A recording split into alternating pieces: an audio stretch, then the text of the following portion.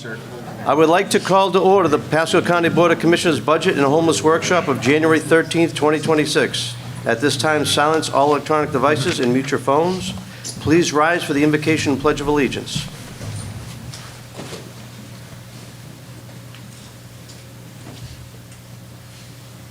Good morning. Happy New Year. Let's pray. Father, we have come today to discuss two important topics, the budget and homelessness.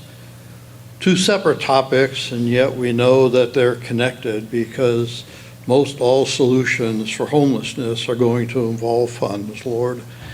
And so we ask that you help us to develop strategies that over time will enable us to conquer the homelessness situation here in our county.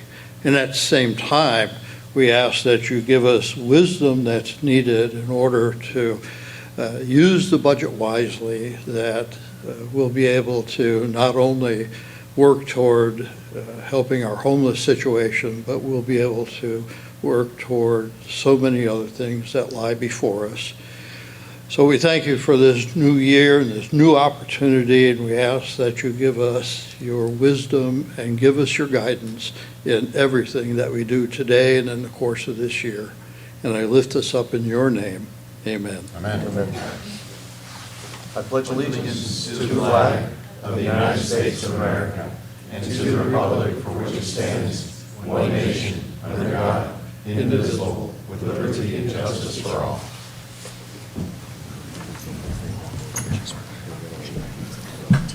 Madam Clerk, please call the roll. District 1, Commissioner Ron Oakley. Here. District 2, Commissioner Seth Waitman. Present. District 3, Commissioner Catherine Starkey. On her way. Here. She is Oh, on here. my phone Okay. listening in, yes.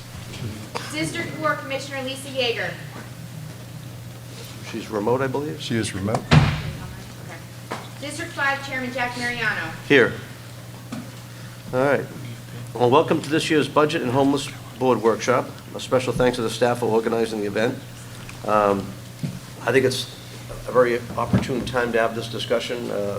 Definitely long overdue, and it's hopefully going to be very fruitful to some changes we can make. And as far as the budget goes, we'll be discussing that as well. So let me introduce Mike Carbella, our County Administrator, to get us started. Thank you, Mr. Chair, and again, I'd like to thank you all for being here, and thanks to the team members across the board that are here today. We have two items on today's agenda, both fairly broad topics, but topics of importance. The first is our budget workshop. This is for the fiscal year 2027 budget.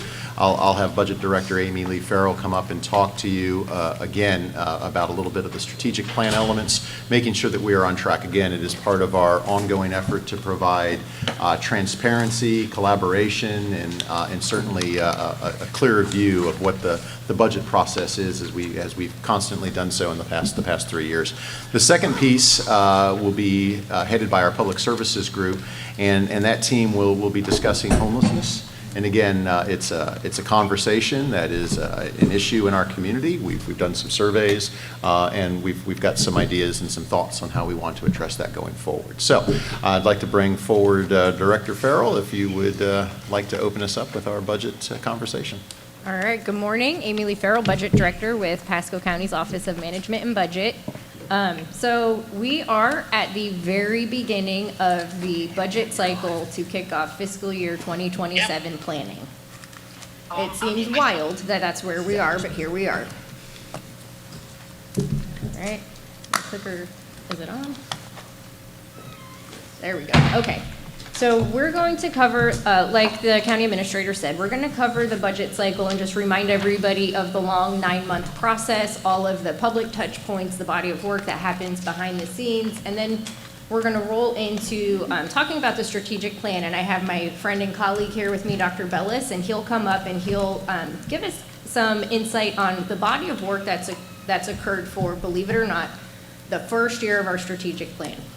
So our strategic plan is a 5-year plan, and the very first year was fiscal year 25, which was last year. So he's going to come up and give us a recap of some of the work that's happened behind the scenes. Now, what he's talking about is most of that work's been accomplished with just current operating budget, no additional resources.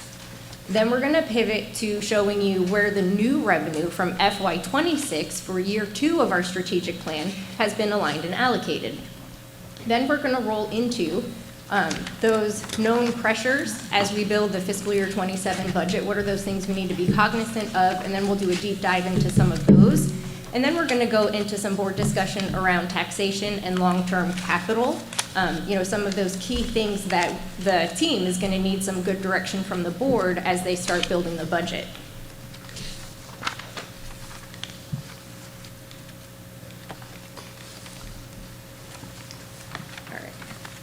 All right, so here's our overview of the budget cycle. So today, we're here doing the workshop where we're gathering some strategic priorities from the board, and they're gonna be setting direction for the team as they begin to build the budget.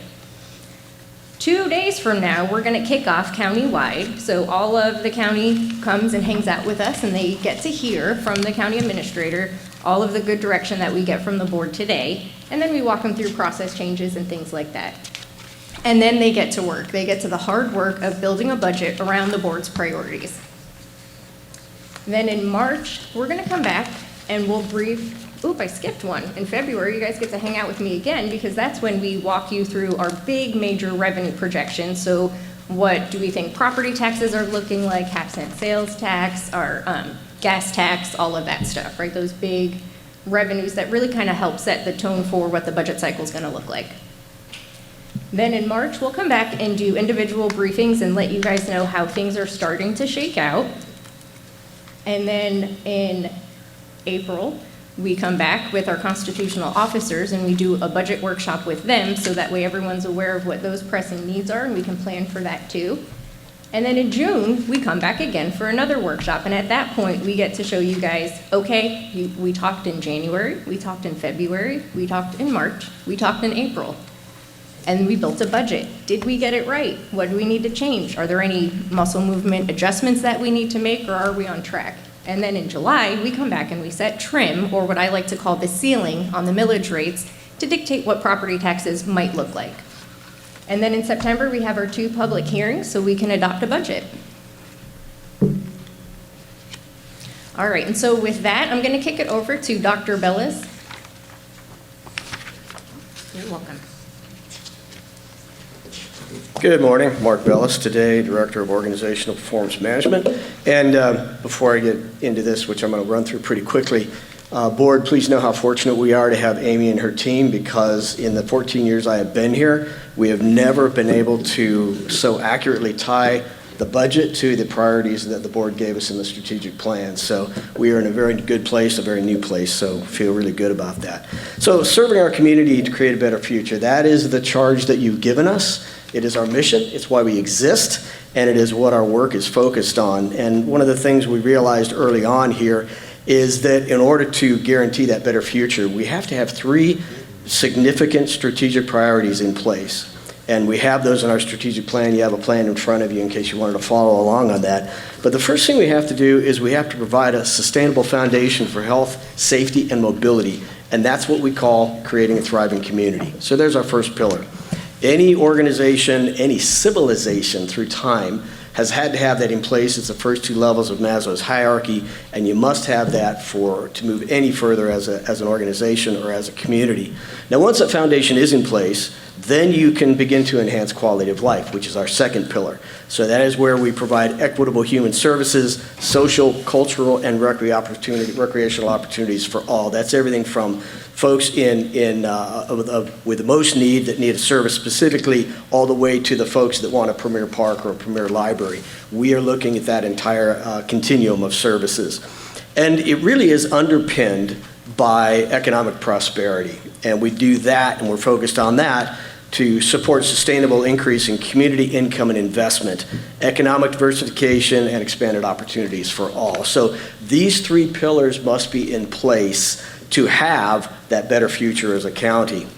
Now, the other thing we realized as we were putting together this plan is that those are pretty big objectives. Those are big priorities, and they don't just get fixed and addressed immediately. So we're going to have to chip away at them over time. So what we did is went back and with your help, we helped identify the challenges that we have in each one of those 3 priority areas. And you'll see that those are listed in the strategic plan. We were able to boil it down to the 3 primary challenges that we have. And then what we did is we put together teams to begin addressing those challenges over the life of the plan. So as Amy said, it's a 5-year plan through 2030, and each of these challenges will be chipped away at over time, one piece at a time.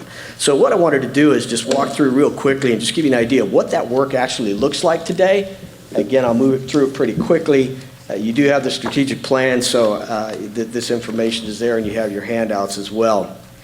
But just to give you an example of what we're talking about here, when we're talking about this sustainable foundation for health, safety, and mobility, one of the first goals that we wanted to achieve was our ability to address the challenge of maintaining public health and safety, particularly as we look at the rapid growth of the county. We all know that's a challenge, to have enough fire stations, to have enough people, to be able to keep up with the infrastructure, but we have to do that.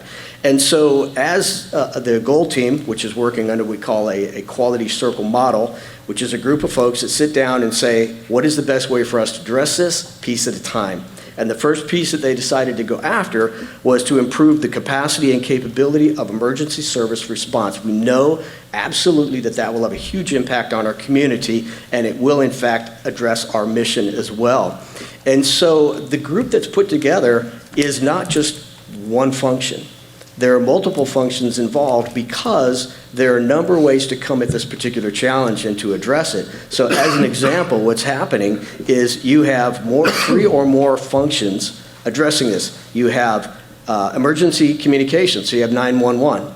You also have fire rescue, and you also have traffic ops and GIS. Here's why. Because what you're looking at is all of those have a touch point in a process to improve the ability for emergency response.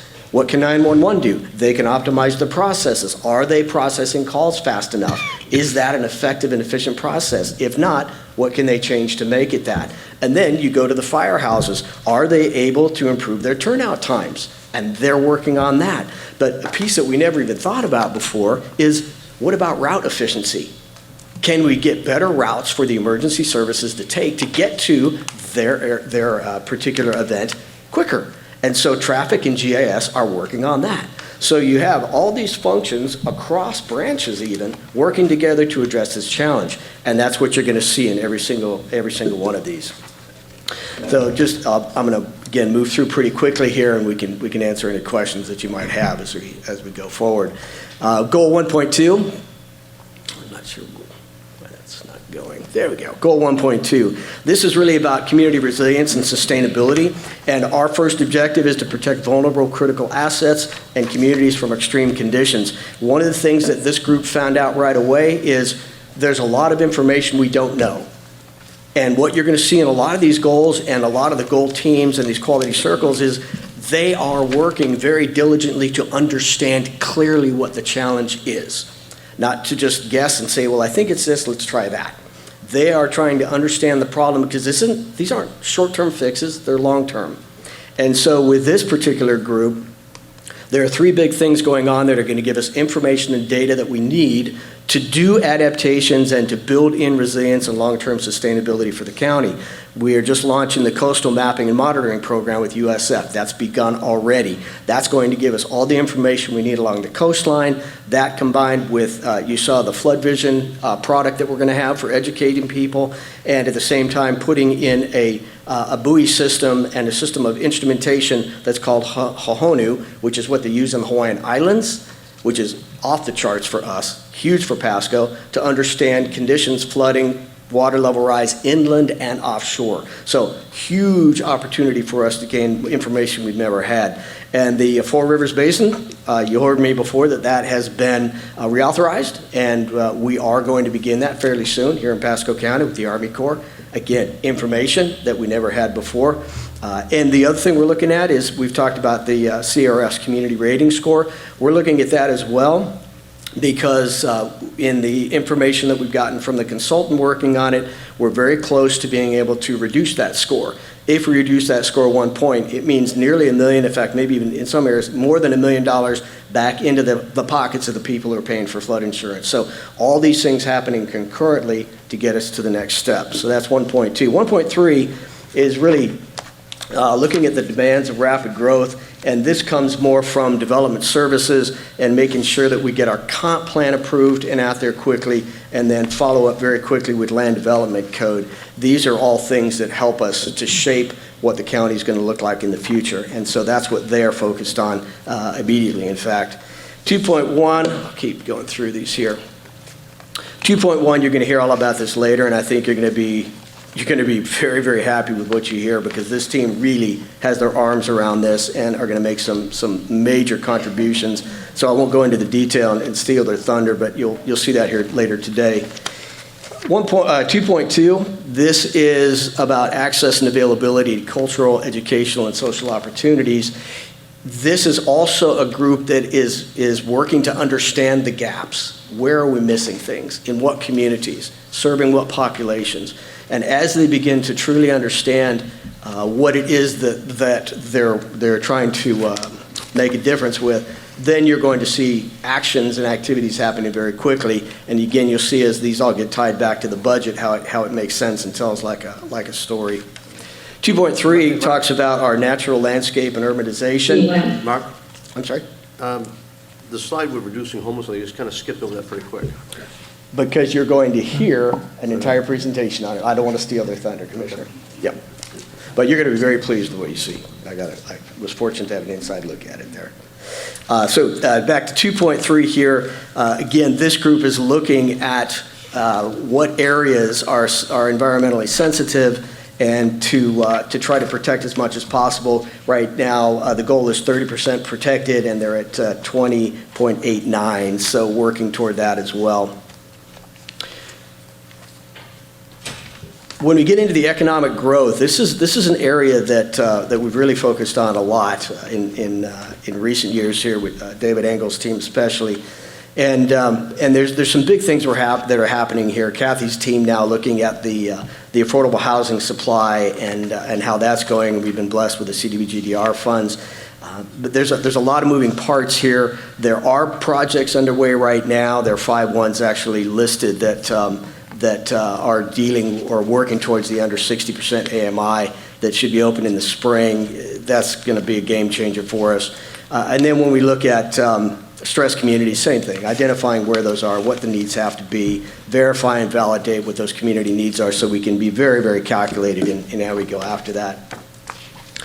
3.3 is around small business in that, and it's kind of interesting because we're in a position now, I think, that the questions come up if we're going to push for luxury housing, do we have the jobs that support it? If you look at the idea that we could very quickly become a medical hub with Moffitt, with how many new hospitals are coming online, and those are extremely high-paying jobs, yeah, we can support that. So I think from, again, the 14 years that I've been with the county and the 35 years I've lived in Pasco, I've never seen us in a better position to really put things in place that assure we are creating that better future, and it is a future long term.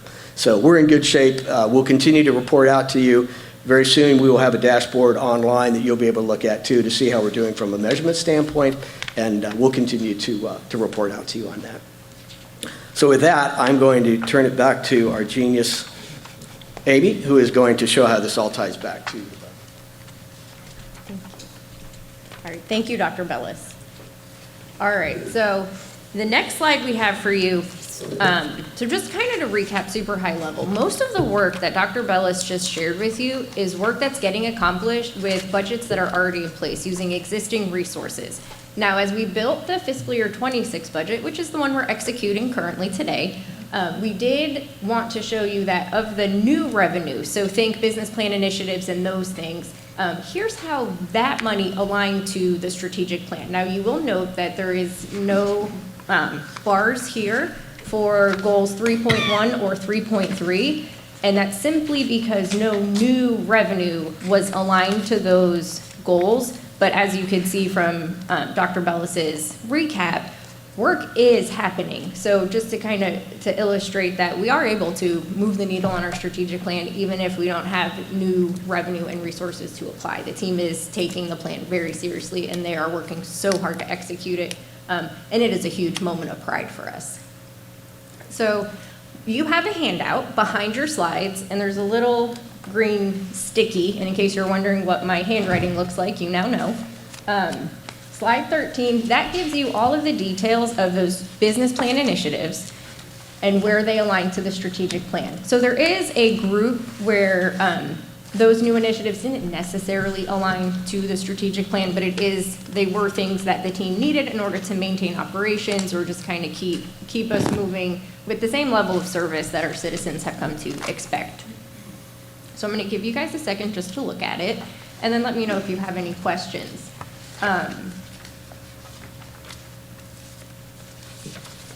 So it's predominantly, sorry, Chairman. Thank you, Mr. Chairman. Mr. Whitman. This is predominantly tied to head count? So some of it's new FTE, some of it might be equipment. And it's also important to note, 12 out of the 45 are not related to new people.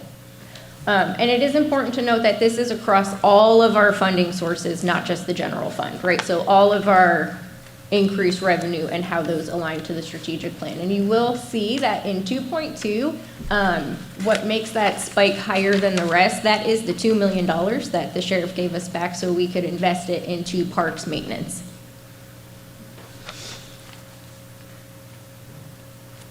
So there's quite a large number of open positions countywide, correct? We rotate probably at about a 10% vacancy rate. So are these your priority spots to fill? So Are the these- priority spots to fill stacked rank, I guess is what I'm asking. If you need transportation area department manager and it needs 4 folks, like are they, I'm assuming because they're on this list, these positions are more important to fill than others.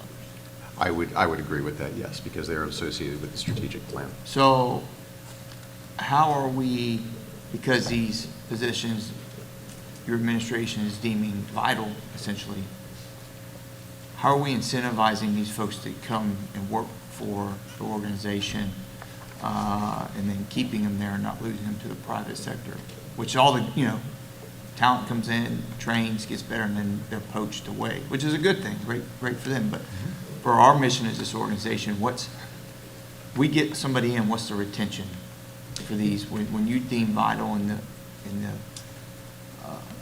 strategic plan, we obviously want these folks to live with the strategic plan and look for, 10 years? Mm-hmm. So what's kind of the thought process around?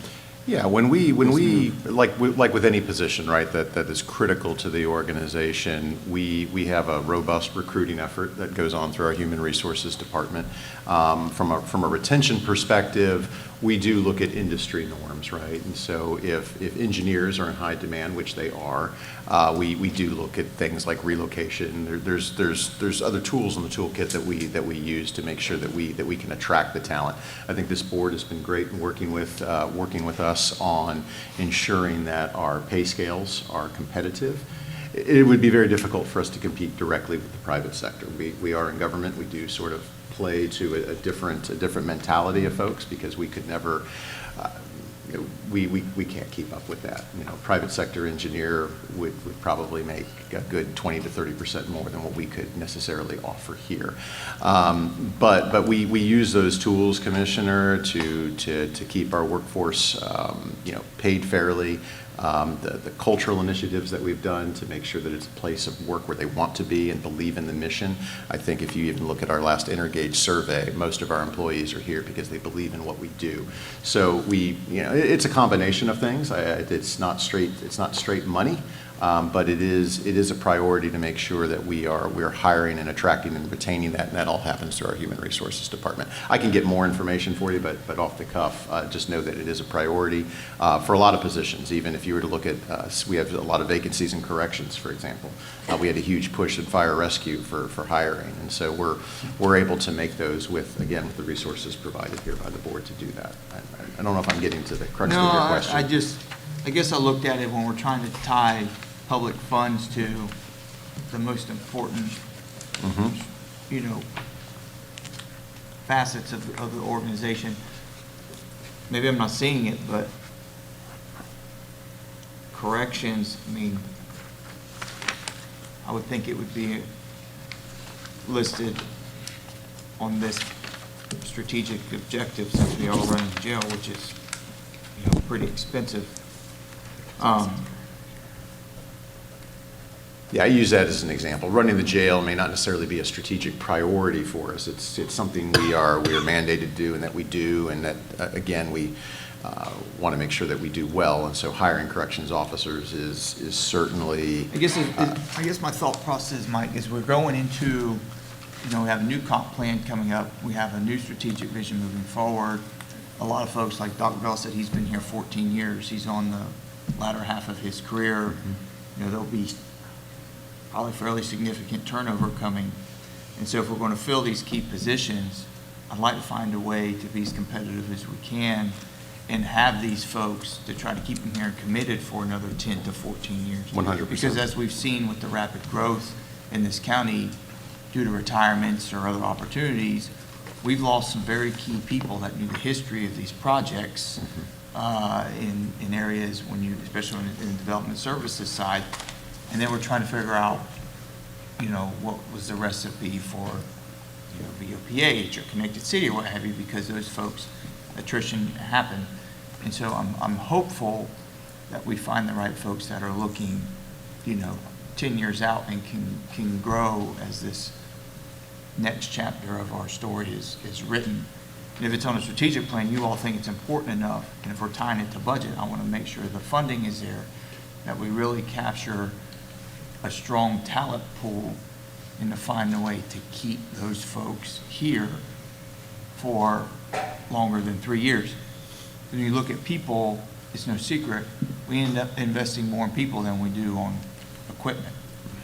And, you know, when you lose somebody, it costs twice as much to fill them and train them and bring them back. So I know those are a lot of private sector principles there, but I'd really like to find a way to incorporate those philosophies and become even more competitive if money is tied to the key strategic portions of our plan. And I can share with you, we track those metrics. I meet with Assistant County Administrator Breitenbach on retention numbers and turnover. And I mean, Eric, I mean, off the cuff, I don't have the last numbers, but it's fairly decent, if I'm not mistaken. Yes, sir. Eric Breitenbach, Assistant County Administrator, Internal Services. We're sitting at roughly a 6 to 7% vacancy rate right now. It's pretty good. It's pretty good. We're doing a pretty good job of reducing turnover. Thank you. All right. Thank you. I'd like to say that I think it's important that, Mike, the culture that you brought, the excellent county administrators, assistants that you've hired, and promoting people from within. You know, looking at Connor sitting over there and other folks in the audience right in here, letting those people know there's a way up, that there's going to be a spot for them to grow. And as we're growing, sometimes new positions come out as well. So I think that is what we're looking for. And I think the empowerment of people to, you know, from down doing the work on the ground to be able to lift that information up to see that things are going to happen. You know, Kathy, the team you put together with the CDBGDR, you and Mike together with that, you know, watching Chuck Lane and the team out there just dissecting stuff out. We had one gentleman out there last night, and I had a contractor that was not on the list originally, but brought him out. A couple of them showed up. And a guy named Eli was out there. And I said, Eli says, go talk to that guy, because I was like tied up with some other folks. I didn't want him to leave. He went over to him, talked with him, and the gentleman was just so impressed that one of our team reached out to him to say, you're important, take this folder. This is going to help you, because the more you know about this, the better it's going to be. That type of employee, that personnel that we want to have and bring to help the citizens out is key. The work we just did with Moffett, I want to say it was so awesome to see the timeline, David, that your team put together. That timeline of like 60 days to get that permit to be built, to get it approved, and then a year's time to construct that and have it set the way awesome as it was. And I think all the commissioners said, nobody got a phone call. Their attorney never got a phone call about anything being held up, gone. I mean, it's a tremendous testament to what we've done. And I think that needs to get out in the community too. Not only to like promote the people that did that work, but to send the message to make it easier for Moffett to recruit and bring companies in to come forward with it. So it's a huge opportunity that we need to capitalize on every step of the way through, because we're doing some great things here, and it just needs to be highlighted. When you do that, people from around the nation are going to say, I want to go to work there. Fire rescue, what we're doing right there. I mean, it's going to be great, that de-shift. You know, it's great to take away overtime, but the quality of life is now going to bring people in. And let's face it, those firefighters, a lot of them have other jobs that they do. And when you can give them certainty that they don't have to worry about being called in for overtime and everybody's going to show up for their shifts, it makes it where there's even more opportunities for small businesses to go and come on, grow. So I like where you're going with this, but I do want to highlight one thing we haven't talked about yet. I don't know if you were going to touch on it, but with what the state's talking about right now, with what's going to change as far as the property taxes and how they're going to go back to one of the earlier slides coming out, and you go way back to the first slide, maintaining public health and safety, improving the capacity and capability of emergency response. You know, using AI, which I'm sure we're using that anyway, but you know, it's good to highlight that we are looking at that. But how much of that is the budget? I think it's got to be close to 75%. Somehow we got to work that word with our others through fact, through our own delegation to say, we're kind of locked in. You got 25%. You want to come look at that 25%? We encourage you all day long, come look at it. I mean, I was at the Citizens Academy the other day when we did the kickoff, and I said, look, if you guys see stuff, tell us what you think. Share the information. If there's improvements you see, a new set of eyes can always bring out a good idea, so be it. But that's the biggest part of the budget I see coming up we're going to have to look at and deal with as we're going. Because the way they're talking up until now, who knows what they're going to try to do. Chairman, Commissioner Oakland. I just wanted to add some to that. The fact that we have all these employees and staff members that are doing a great job right now. So when we do lose one, it is sometimes hard to replace that person. But actually under Mike Kabbalah and his team, we've been able to replace people in different areas, and I'll just use planning as one of the examples. David Engel moving in there, and have all the young planners he has that are really working hard to do the best job they can. And they're our future. They're young people getting their master's degrees and vying for jobs above. And to the point that I heard David say last week that he had some positions open for leadership. He's got 3 or 4 people that are qualified to do the same job. So that's a great place to be in planning, and that staff members in planning have done a great job. And under his mentorship, that's future Pasco County, because here we are coming with a new comp plan, and these are young people that are going to be with us hopefully for a long, long time. So, but they're stars, so we got to be careful not to lose those stars. So we need to keep working that way.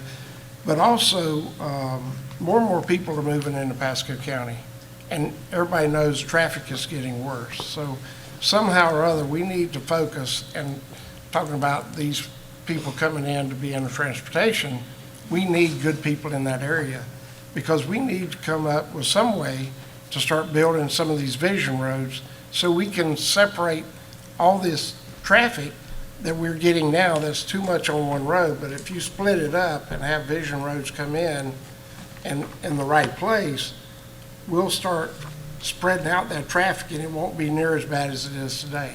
It's very important that we do and set aside money for infrastructure for roads in the future, because we're growing and we need to do the best we can for our citizens as far as transportation and moving people about the county. So that's just something I think we need to keep an eye on.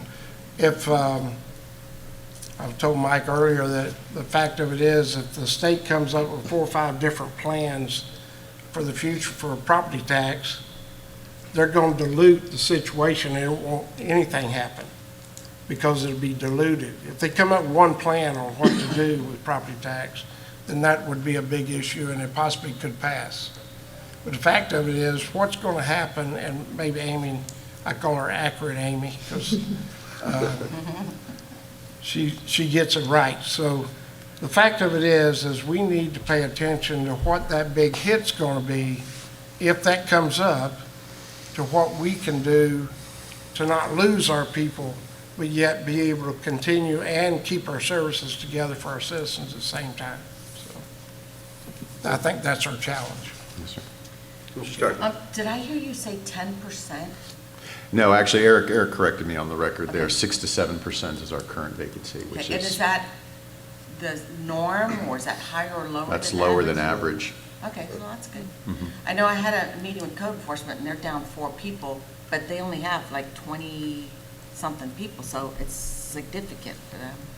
But, so I know maybe when we get down to a low in a certain percentage of total of a department, it's a little warning bell. Mhm. But, okay, I just wondered when you said 10. Yes, ma'am. It seemed like a lot. Okay. Amy? Okay. All right.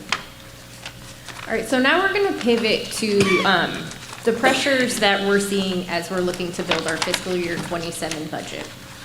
So we did, you all alluded to it, yes, the property tax reform is probably the largest pressure that we're seeing as we're building the FY 27 budget. So we do have, the next slide is kind of a deep dive into the different proposals that have come out of the House so far.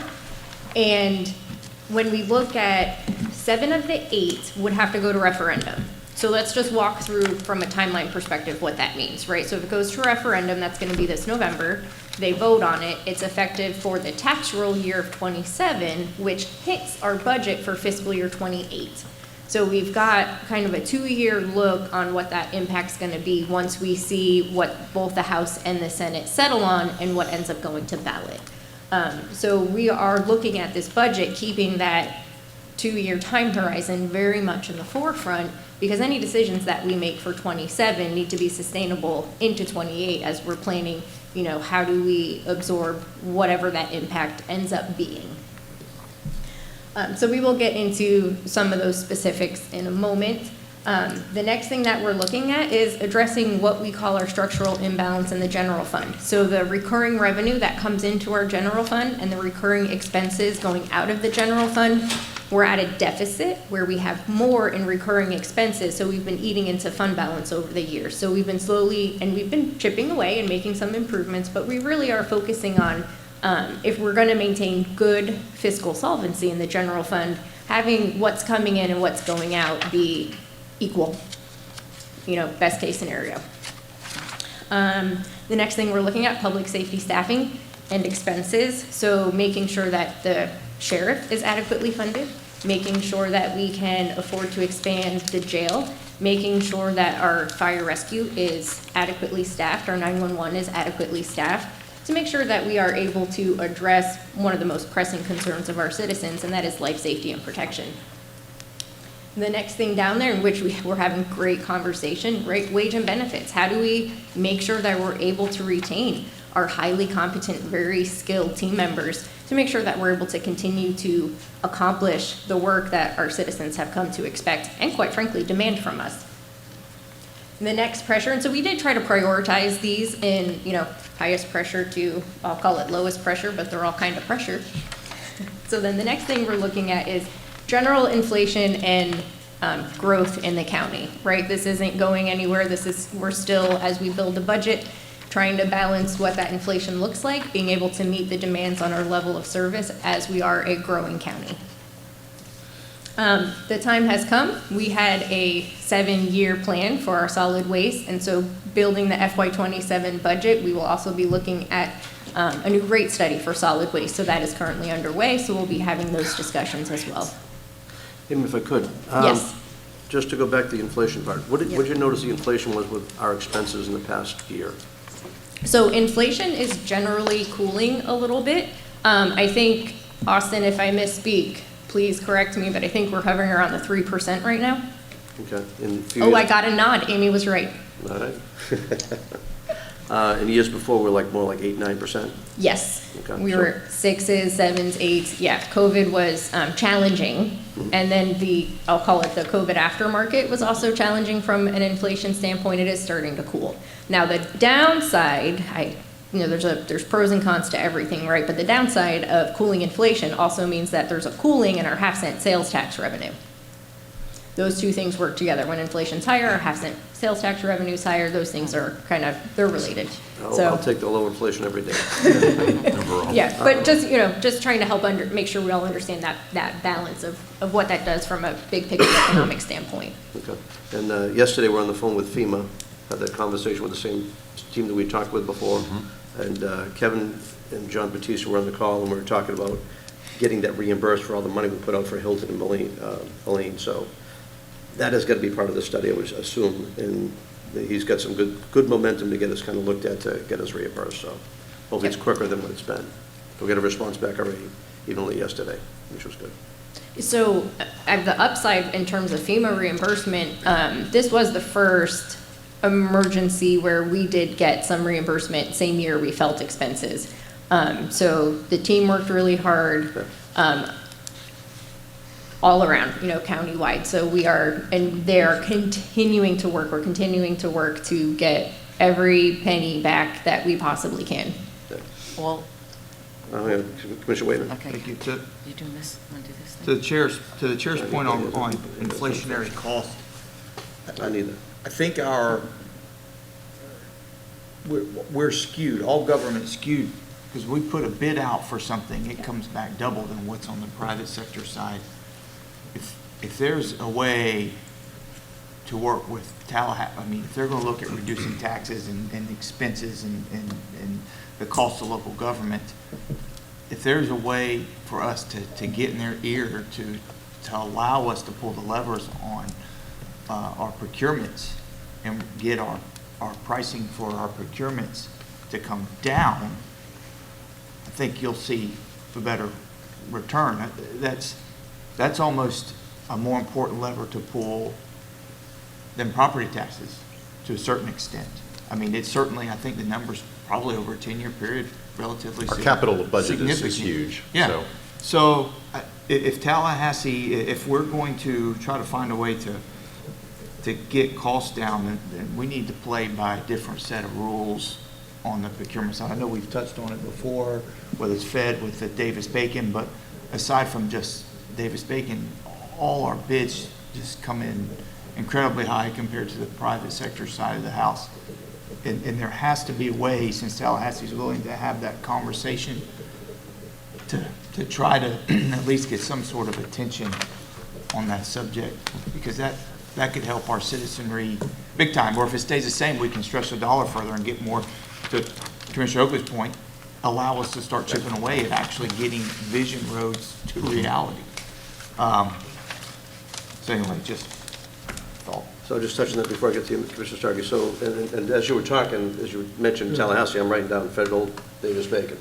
So DC is where we got to go. So we talked earlier about federal lobbyists. Let's add that to the list to make that a priority to discuss going through, because the feds can change it. They're the ones that take a sidewalk that would be a $500,000 project and double the cost. Roads, same thing, not quite as bad, but all that stuff is going to be affecting it. So DC is where you have to attack that. Yeah, Ralph is working with Ballard actually right now. On next Tuesday's meeting, we'll have a regular agenda item where we'll discuss at length our federal agenda. And I think, as we said, we're going up for NACO coming up in February, so let's get that into the He's mix. going to come up too. You're gonna come up too? Okay, I know we got a lot of stuff going, but again, if we got to stretch our time up there a little bit, so be it. We need to have these discussions. Okay. Commissioner Starkey. First, I wanted to ask on the FEMA, what percentage have we been paid back and how much are we still owed? And what is the normal timeline for reimbursement? Because I know that some of the panhandle counties were 10 years out waiting for money. So what percentage are we still owed? What's the normal payback time? So I don't have with me the exact percentage that we're still waiting to get back. Someone on my team might pull that really fast while I buy myself some time. But what I can tell you in terms of a typical FEMA turnaround time, it varies greatly. I know that the team was processing some reimbursements from storms that occurred in 2016, last fiscal year.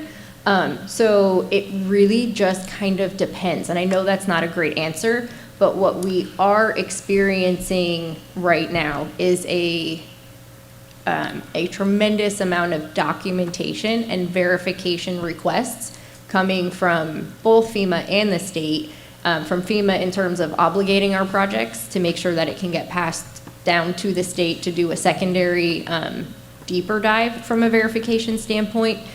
So we're what, a year plus out already? Yeah, I would say, Commissioner, too, and a testament to the emergency management team and our just overall team is we have tightened up our processes on paperwork, religiously training the organization on how to properly fill out 214 forms, something very simple, but our labor costs are high and significant. And it's oftentimes more about process with the federal government than it is what the outcome and the result is, so making sure that the I's are dotted and T's are crossed. We've done a really good job of that. Because of that, as Amy pointed out, we were able to get 50% of our reimbursement up front, which is huge from a cash flow perspective. I know some communities south of here took out loans in order to cover that gap, and so we didn't have to do that. And I do know that Director Fossa and Mr. Guthrie and those of the state that we're lauded on how we do that. Now, I do understand there are some areas where maybe the goalposts are moving a little bit sometimes as well because of a lack of desire to maybe not pay out. I'm opining on that, but just know that the team is working very, very hard on that. So I don't know if we'll come back to you with an answer on where we sit with our current FEMA reimbursements, but it's probably 50-60% if I had to take a guess. And a question on that, I think some of that money goes to the state, and the state sits on it for a while. So when you're looking into it, see if any of our money is sitting at the state level. Okay. On the Davis-Bacon and the other issue that we talked about that are federal issues, which is, for me, is the vouchers that can go, I got notice, and I think I forwarded to you, Mr. Carballa, that the window is now open for NACO to make legislative, what's the word, policy changes. And so I would like us to craft something on both those two items that we can present at the next, at the appropriate NACO conference to get that moving. I don't have a lot of faith in my CEWD that the Davis-Bacon could get through, but we'll keep trying. It's been a fixture since the 30s. It's the political makeup of a lot, but I think we need to give it a good try. What was the second thing, Commissioner? I had Davis-Bacon, and I'm sorry. And the Section 8 vouchers. Oh, okay, yes. Just the local requirements and the portability. And I think the story of Steps to Recovery, what they went through with following these federal regulations where they were unclear about what to do. They thought they were going through, they had to approve through us and set up, and then all of a sudden they pull the rug out and say, no, you got to do this, just from one change, one bureaucrat saying something different. So that needs to be looked at. Commissioner Waitman. Yes, the FEMA reimbursement point, we have this highfalutin consultant through the DR funds. They're getting paid a lot of money. Is that a job that they could do in Bird Dog and try to expedite if we had all our paperwork in order and give it to them? I wouldn't, I mean, they may have part of their organization that deals with that. This particular scope is dealing with the HUD grant specifically, but point well taken. I mean, I know we continue to press on this. I don't know if we have FEMA money because of the storm. We have DR money because of the storm. Right. So there's a correlation. There's a correlation there. We'll look into that. But it's out of the scope of what they've been set up for at this point. So. But if I'm a large corporation and DR HUD is one of my services, I may have other services. I know we have a consultant that we work with through EM as well that also helps us with that. I'll tell you, I was with Kevin Plisker yesterday, and from what they've done and watching them work through the storm, to get that 50%, that's a huge number. Yeah. And those other counties, which we've seen at NACO, are struggling, but I wonder how much of it's their own paperwork that did cause it. So as we're moving forward with it, let's talk to others maybe, but if we're going to go have that group do something, that's going to be a separate item to have them go through. I think we should. Let's see how we're playing with FEMA right now, because I think really the discussion we had, there was a few things I was battling for. Like, I'll give you an example. There's a home in Beacon Woods.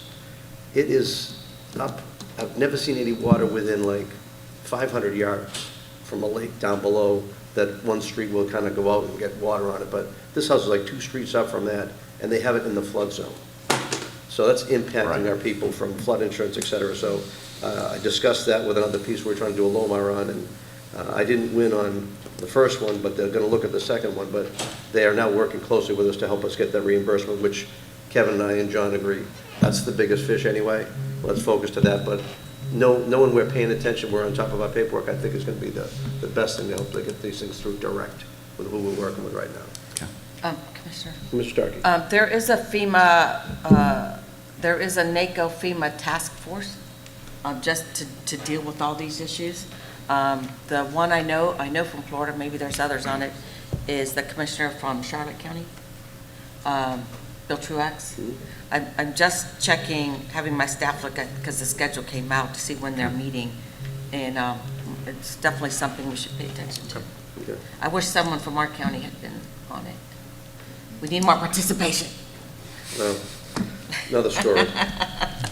All right, so Commissioner Starkey, my team did get back to me. So we have received to date about 13.5% of the costs that we're trying to recoup from 13, Helene. not 50. From Helene, Oh, from Helene. 13.5%, and then from Milton, 42.7%.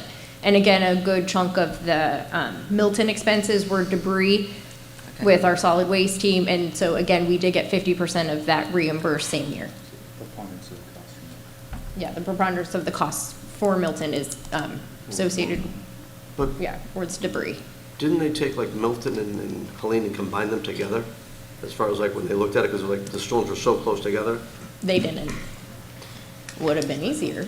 That's a little different from what I heard. For debris, they did, though it's all kind of getting tacked in with Milton. Yeah, I can get the board a more comprehensive Yeah. update on where we sit with FEMA from, I think Andy Foster would be able to kind of Yep. piece together a lot of these questions. I don't think we brought them today, but I'll be sure to circle back with the board.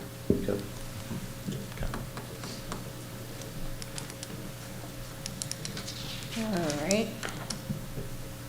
All right, so then our next bullet here, sustainment of public facilities. So that is, again, another one of those pressures that we're feeling as we're building the FY27 budget. As we continue to add infrastructure, we need to continue to maintain it. And if you maintain your buildings, they will last longer. So it's really been a focus in the last few years, making sure that we're investing in the renewal and replacement of our county facilities. Wesley Chapel, we have been very creative in how we've been staffing new libraries as we've been going through the various renovations. And so we will be wrapping up this year our final renovation of Hudson. And so I think Mike's been affectionately referring to it as musical librarians. Well, the music's going to stop and all of the people will be back at their normally scheduled libraries come FY27, and Wesley Chapel will be up and running and fully functional. And then the last bit of pressure is Medicaid. We get those numbers in June when the state's wrapping up their budget. Pretty much it goes up every year, so it's something we keep an eye on. All right, so we said we had a slide for it. Not only do we have a slide, but we also have a handout. So the second and last handout in your packet is going to be a deep dive on this high-level summary. So let me walk you through what you're looking at. So my team's been running some numbers to try to wrap our hands around the 8 different proposals that have come from the House as a result of the Select Committee on Property Tax Reform. And so these are in order, not necessarily by dollar impact, but by proposal number, right? So we go all the way from 201 down to 215.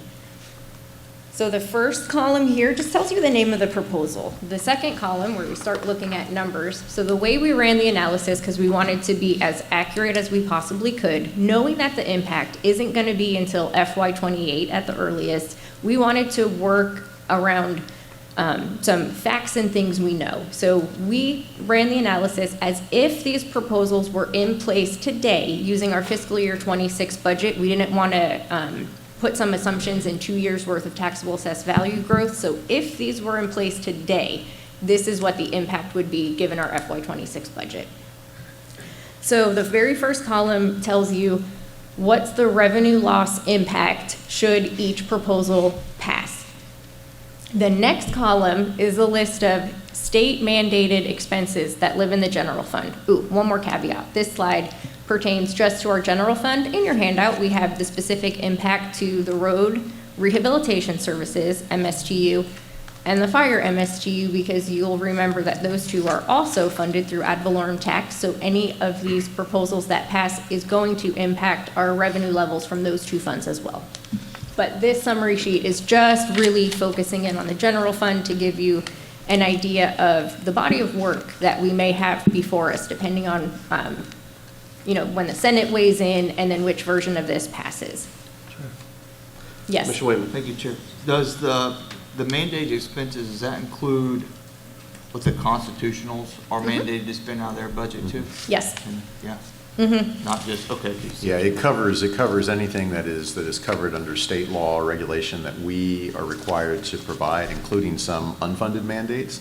But, what's not covered in there, or what's not defined by state law, is the level of service that you have to provide to that. So as it exists today, we spend $508 million of our general fund on mandates. So that would be the sheriff, for example.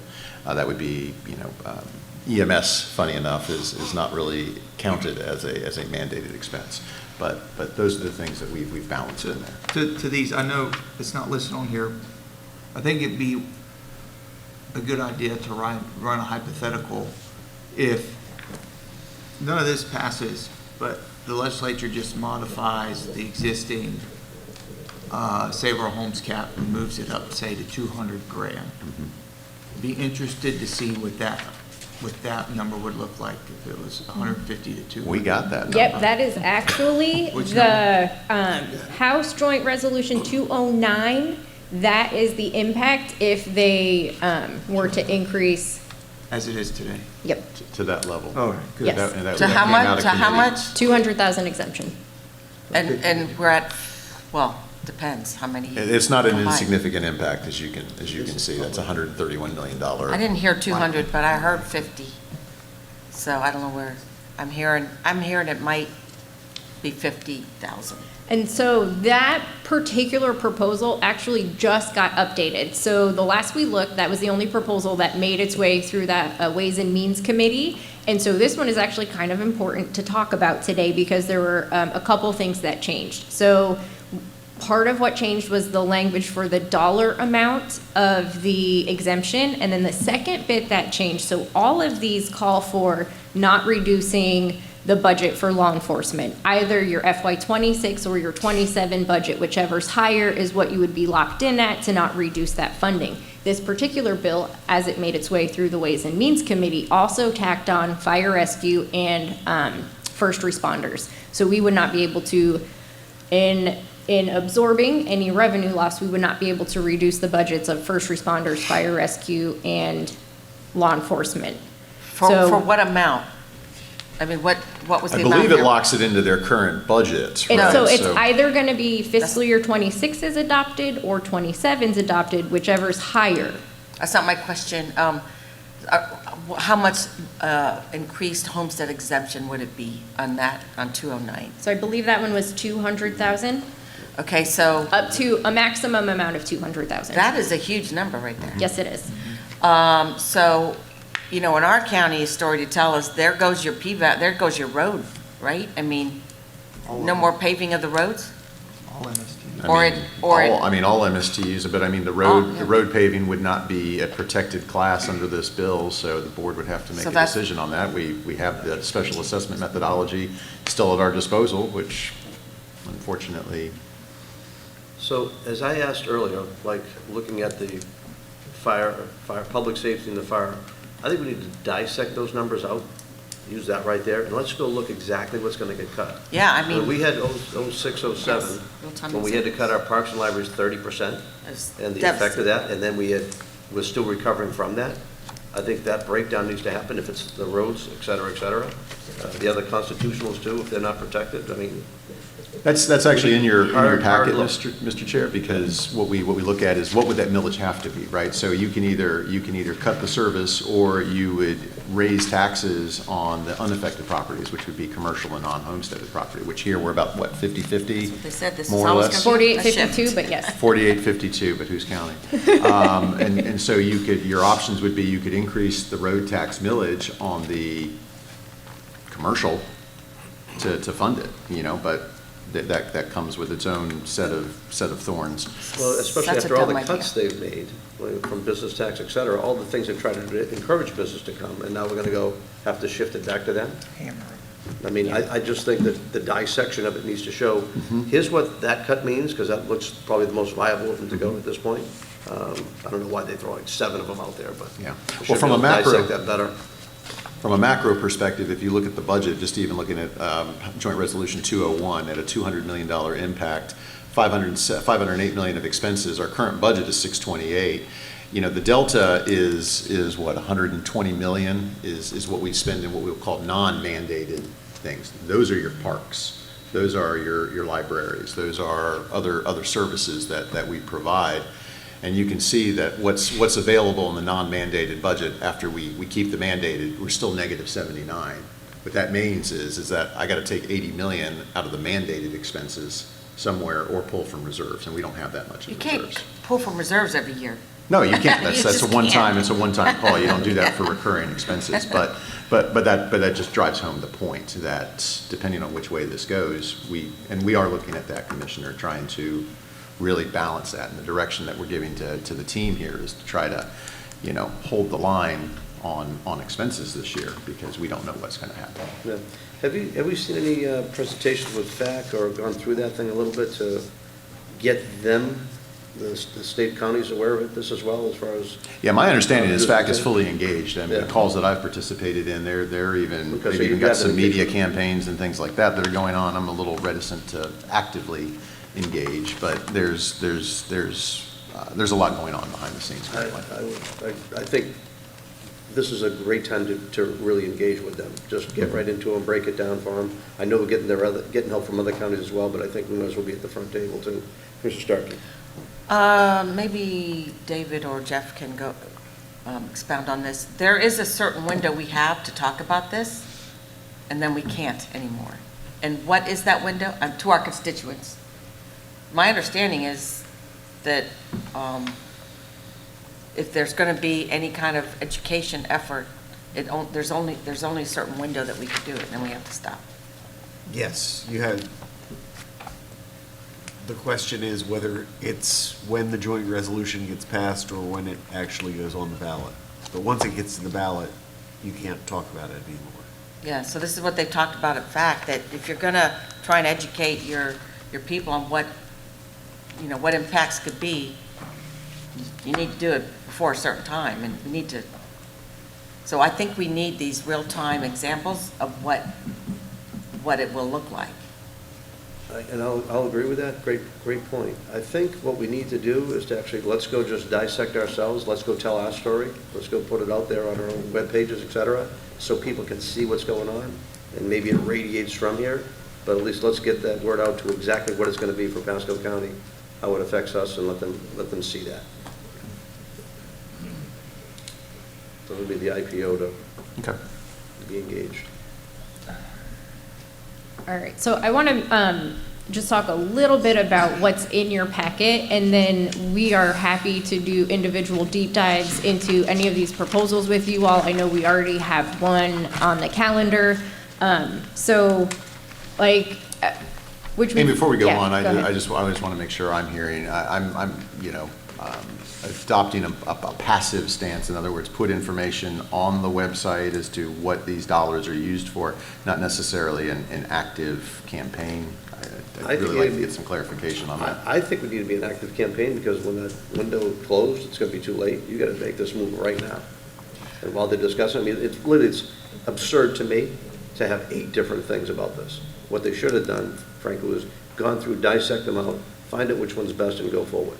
Why they're doing this machine gun approach of throwing 8 of them out there together, distract, whatever, they can't all pass. They can't get on the ballot. So I think just dissect the one we think is the least the least offensive, but still it's got plenty of damage to it to show here's what the effect's going to be. And if they're going to tell us not to touch the sheriff, not to touch the fire rescue, here's what's left. And I tell you what, your next slide is actually a really good slide to kind of show some of that breakdown as far as what's going on. Mr. Stark. I personally think they did so many, I mean, if those were all on the ballot, it fails. I mean, the more you put on there, the less chance it has to fail. And, you know, I hear there's a lot of talk about wanting to do this, but maybe underneath, a lot of our legislators understand the havoc it's going to wreak. Although I personally think a small homestead could be in order, but not 200,000, you know, but a little one, increase in exemption. But I think that was kind of getting at the governor to put 9 up. This is just from the House, right? It's not Yes. from the Senate. But you put more than 3 or 4 on the ballot, maybe even 2, and they all fail. They don't get the 60%, so, right? Diluted. Well, So I don't but it's think we not- should pick any one and say this is what the damage will be. I just think we say, I agree, take out fire, all the first responders, and then understand any percentage of cut here may result in this. I don't think we should be telling our people how to vote, but I think we should be educating them on what the consequences could be. You make the assumption, though, that you have to vote for one of them. If they go on the ballot, they can vote for all of them.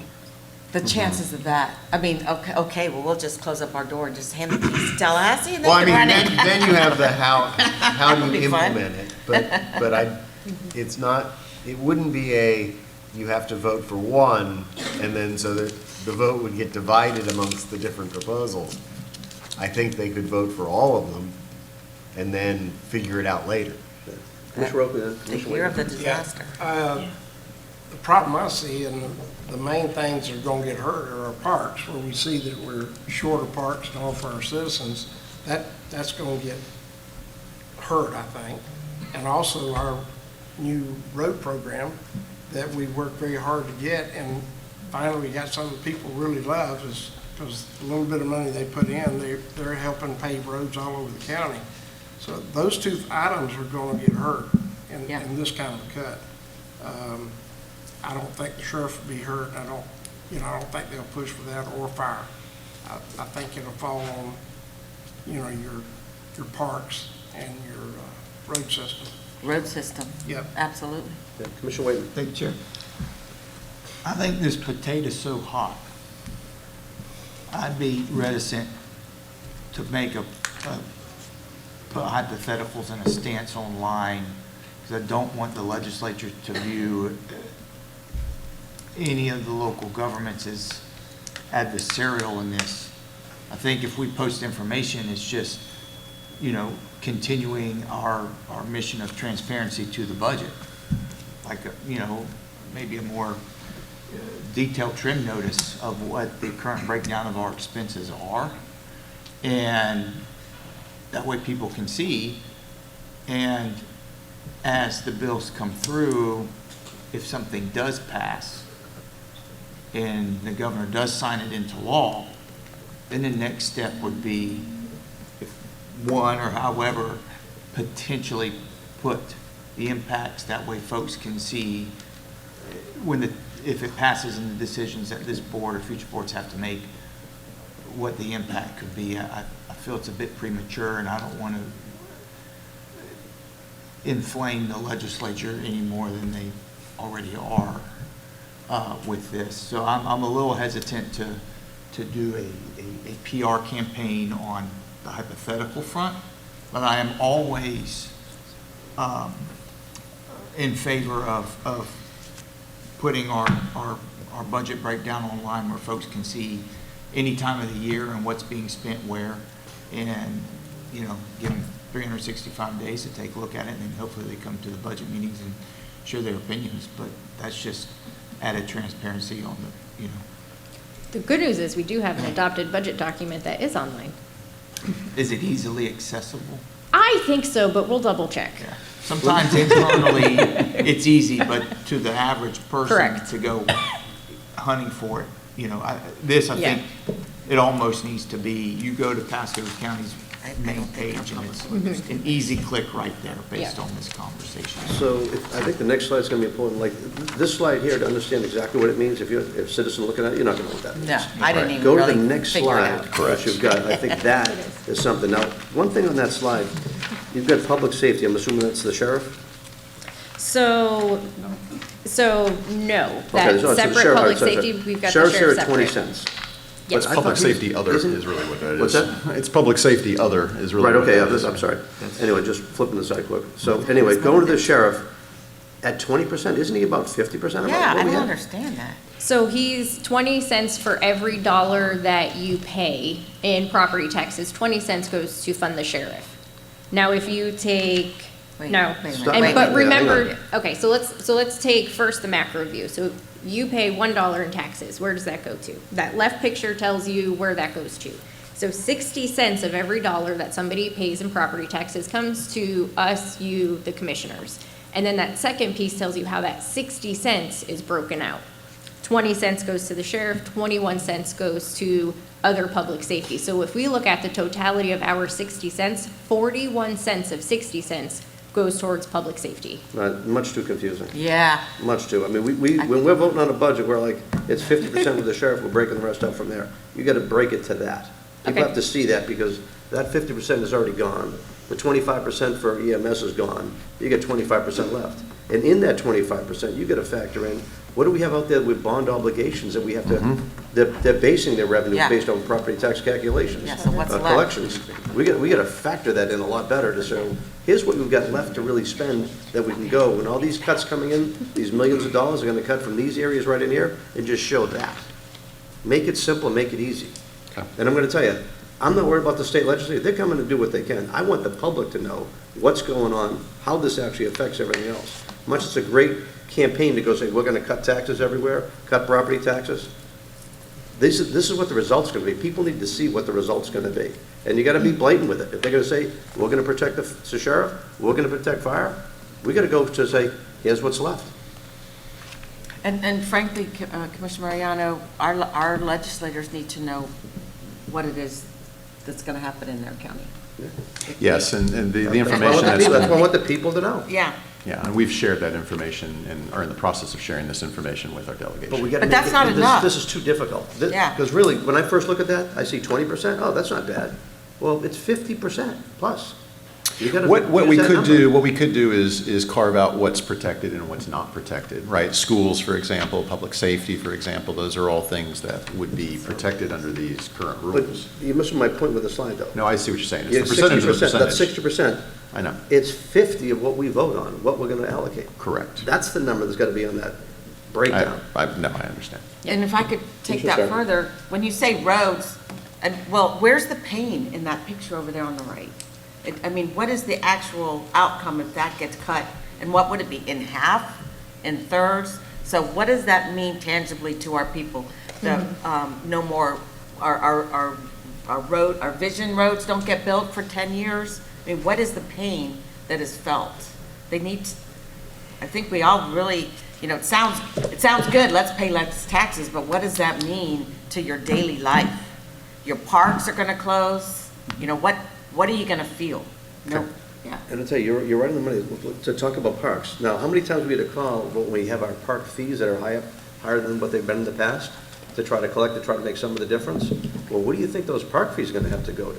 But they You have get- debt too, that's not, Oh, no, that's what I said, Yeah. the obligation you gotta pay. Yeah. But go talk about the parks, the fees we got in place now, if we're gonna keep them open to the level of Here's the debt service, down. here's what those fees are gonna have to go up in price to go make up for that. You show that to the parents that are having their kids out there playing, they're gonna get fired up in this thing, and that's what you need. triple You need their the user parents. fees, yeah. I mean, they're not gonna wanna pay anymore, they moved here, and I'm gonna tell you, from 21 years ago, it was a lot different from how things were done, if you saw working with the legislators. It was like cut, and we cut so much, we penalized ourselves when the economy dropped out, because we had no reserves, And say, well, homes we had came nothing in. going on, and nothing to maintain what we're taking care of. People, I think, have come to say, I want these services. I came from more of a city, urbanized area. Pasco's 91% unincorporated. We've had to pick up that slack. And I think people love this level of service we get because Yeah. you go around the state and you go to other cities that have the same service we have, they're paying a much higher tax rate. We're much more efficient and we're lucky to be there. But our people are going to want these services and you can't just flip it off to a city. You're going to have to our people are going to look for us to make it up somehow. So they need to know what the effects are going to be based upon a percentage breakdown, however you have to break it, because if you take out, like, say, the bonds we got to pay off, et cetera, take that stuff out too, and then say, here's where the cuts are going to be. You want the roads done? You want the parks? You want to cut down your fees? You got to show it. Okay. It's good feedback. Thank you. We lost Amy. All right, I'm going to pinch hit for a second. She had to do a bio break, so she'll be back momentarily. Thank you, Board, Chair, Hurd, and Commissioner Starkey, we will rework the slides to demonstrate the impact a little more significantly. I was saying. Thank you. Moving on to discuss where we are with millage rates and some things we will be asking the Board to decide as we proceed through the budget cycle. All right, so let's start at the top. So in November, we adopted an ordinance to establish a municipal services taxing unit for law enforcement. So we've been working on, okay, so what does that look like from a millage standpoint, right? So that's part of the conversation. What millage do we need for funding? What does that look like, impacts to the general fund? And so one of the biggest conversations that we're having is that typically a municipal services taxing unit does not include the it's just the unincorporated. It doesn't include incorporated unless we're providing those services. So we've been having some conversations. Mike, I don't know if you want to.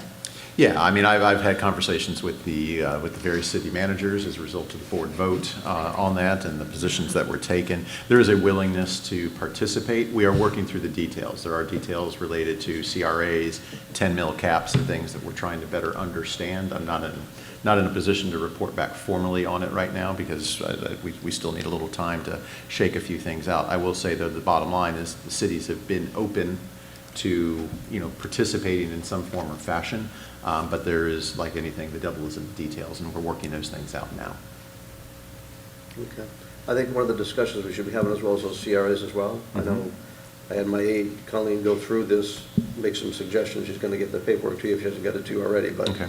that's a discussion. We have cities that are 99% blighted, 90% blighted, we got an issue. Understood. Understood. All right, so then the next thing on here is the Parks Capital Maintenance Municipal Services Taxing Unit. So we've had this ordinance in place for a couple years, but no millage levied. So just a friendly reminder that current Department of Revenue interpretation of the statute is that it requires a unanimous vote to establish a new MSTU. So when we don't have 5 votes on what that's going to look like, it doesn't pass, right? So we've been kind of holding steady at 0 because we've been working through what is the best approach that we can reach. Full commissioner unanimity, did I say that right? I might not have, in terms of consensus. Yes. Mr. Waitman. This is the revamp language. Yes. Yes, sir. The revamp? Yep. And now, to be clear, depending with the property, with what's being discussed up in North Florida, these would be all null and void, including the MSBU's that are out there. Well, I don't know about the MSBU's, those aren't ad valorem, but the MSTU's, if it was for law enforcement, we'd have to see how the language comes out, but I would read that as being exempt, because if they're talking about law enforcement, they're talking about law enforcement. If they carve out fire, then I assume fire, but we'll cross that bridge when we come to it. So two would be sufficient, and then parks and roads would be potentially Would potentially out be of compliance. Out of compliance, yeah. All right, okay, cool, thank you. But it also depends on which one they adopt. Right. So if they adopt the one that's got a higher homestead threshold, 200,000, let's say, your MSTU would be affected, but it wouldn't be invalidated. So you would still be taxing, you'd still have tax on homes that were more than 200,000 would still be contributing to those MSTUs. Yeah, and not to further, If that's the and not to one. further convolute it, but then if those budgets are to be retained where they sit, then that money has to get made up somewhere else. But it's not completely, the bottom's not completely fallen out. All right. If it's a complete, if the one they pass is a complete ad valorem, nobody can charge ad valorem taxes, then they would fall out. But if it's just an increased homestead exemption, you'd still have revenue coming in on those funds. All right. And just to be clear, again, you said the MSBU's would still stay in place? MSBU's would not be affected unless there's another bill that has been offered for several years now that would affect those. Lesser percentage. Okay. Who's starting? So Chase has been texting me, and he's here somewhere, and I don't want to mislead public if we have our numbers wrong. Chase, where are you? Because I'm too short to see you, I think. Oh, there you are. Will you come up and say what you've been texting me, just so we can make sure we're not making errors here? Oh, I found money in here.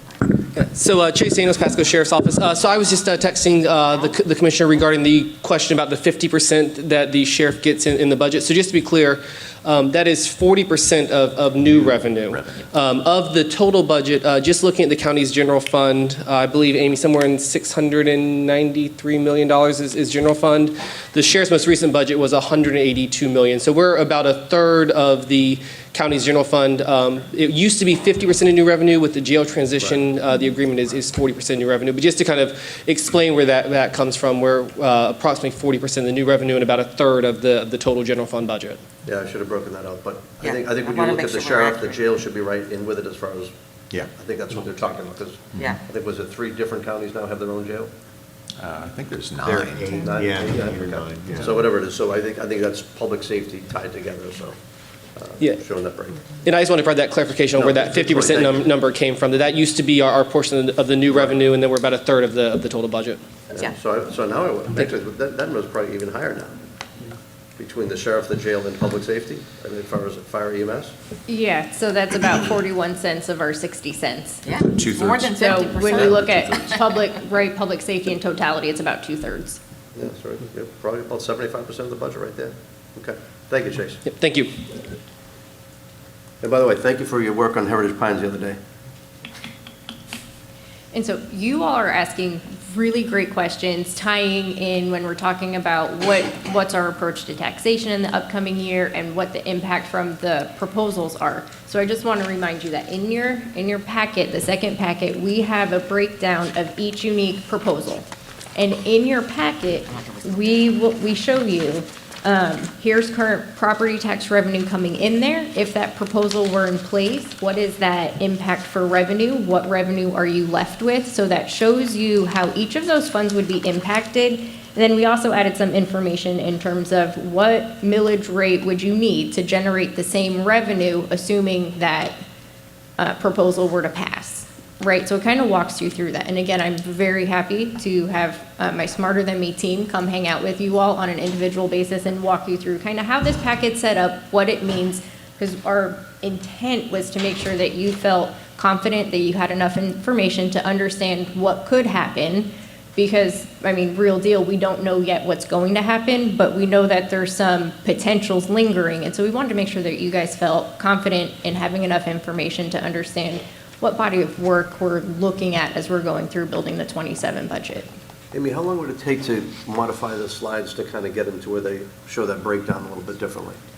I'm gonna say a week unless my team looks at me with angry daggers. All right, no angry daggers, couple smirks, I think we're good, a week. All right. As soon as you kind of get that squared away, I think it's pretty appropriate to meet, because when I go up to Tallahassee coming up and feds, et cetera, it'll all be helpful.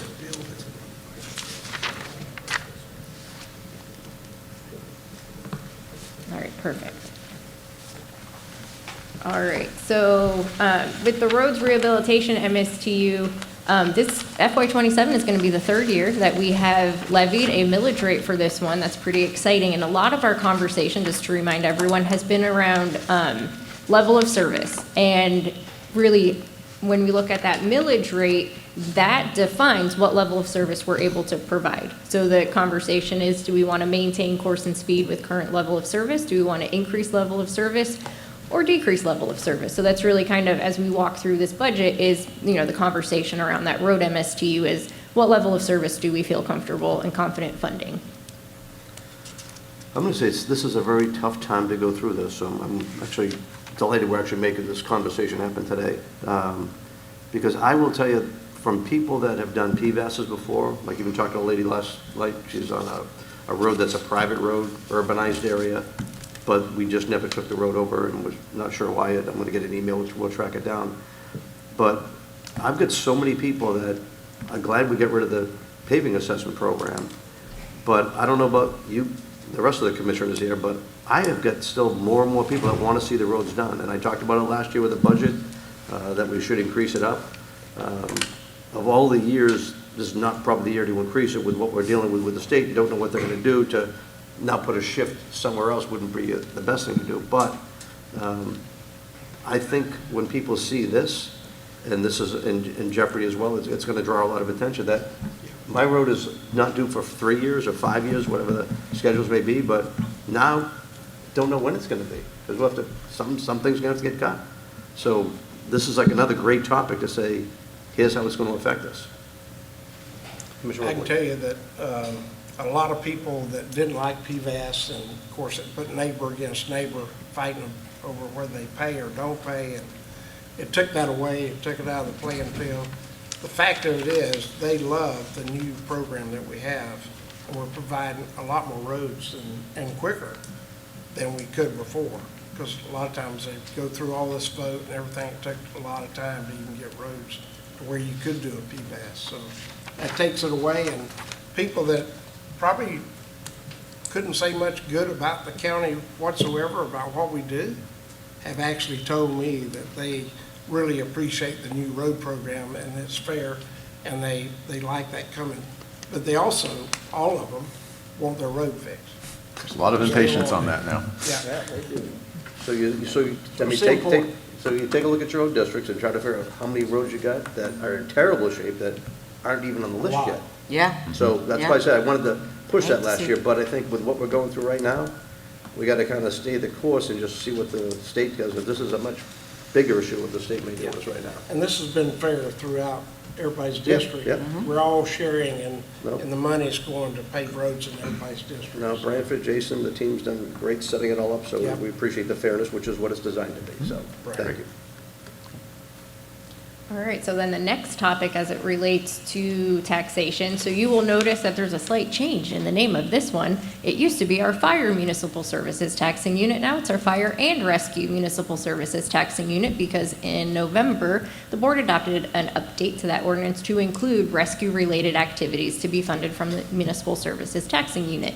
So what we're looking at as we build the FY27 budget is absorbing all of those rescue-related revenues and expenses into the MSTU, and then what is that offset in the general fund? And then from the board's perspective, are we looking to maintain a net neutral impact to the citizens? Like when we shift those over, board direction, we'll need, board direction on what does that look like? I think my understanding in conversations with board members is any increase in the MSTU for rescue would have a commensurate decrease in the general operating revenue to offset those costs and expenses. So, I'm glad we added it together, it makes it easier. It certainly does. Yeah.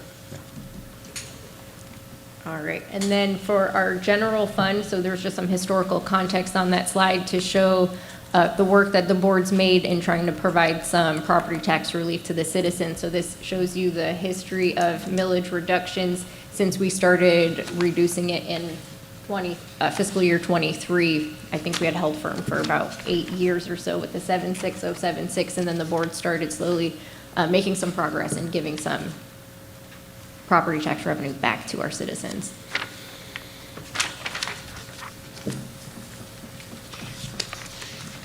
All right, and then the last bit of board discussion is looking at our long-term capital needs. So the last time we looked at this slide, we were talking about a central criminal courthouse, but a lot of work's been happening with the chief judge, with our facilities department, with county administration, with the commissioners to, refine what really is the current need today and what could we try to tackle maybe a little bit faster than a new facility. So looking at an east and west courthouse expansion and safety updates, right? So let's expand and beef up what we have. And then, so what does that price point look like? So that's roughly $222 million. And then the kind of the direction that we need from you all, we've been talking about this, is do we want to go for a general obligation bond? And if so, we need to kind of get moving, because all that ballot language would be due to the state in June, I believe. So really, we talked about it previously with the board. Judge Crane's been before the board a number of times, discussing the deficit between judges and courtrooms. I did have conversations with the chief judge as well on their use of virtual and hybrid hearings, and they do make use of that. But there is a desire oftentimes for folks in a lot of situations to be physically present. There's coaching and there's other things that can go on that can send hearings awry.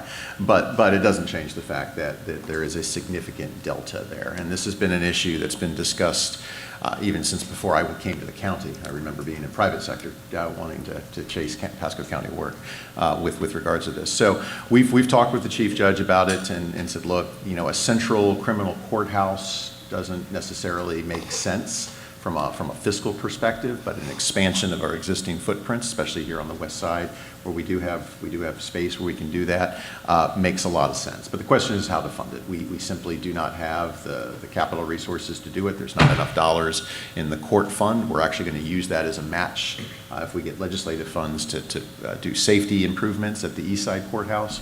And so really the one option that we really have left that is to put it to the voters. And so the question really for the board is that a direction that we want to go?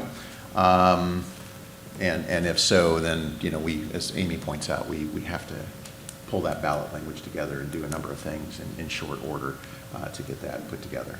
I know Judge Crane and his team and the Florida Bar are interested in assisting in that effort. So I would turn it back over to the board for just conversation and direction on that.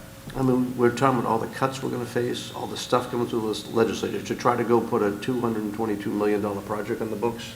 I think it's like crazy. I'm not saying that is an unfounded conclusion that I didn't draw myself, but I would also remind it that there's all kinds of things that can be on the ballot at any given time. But it's a policy decision.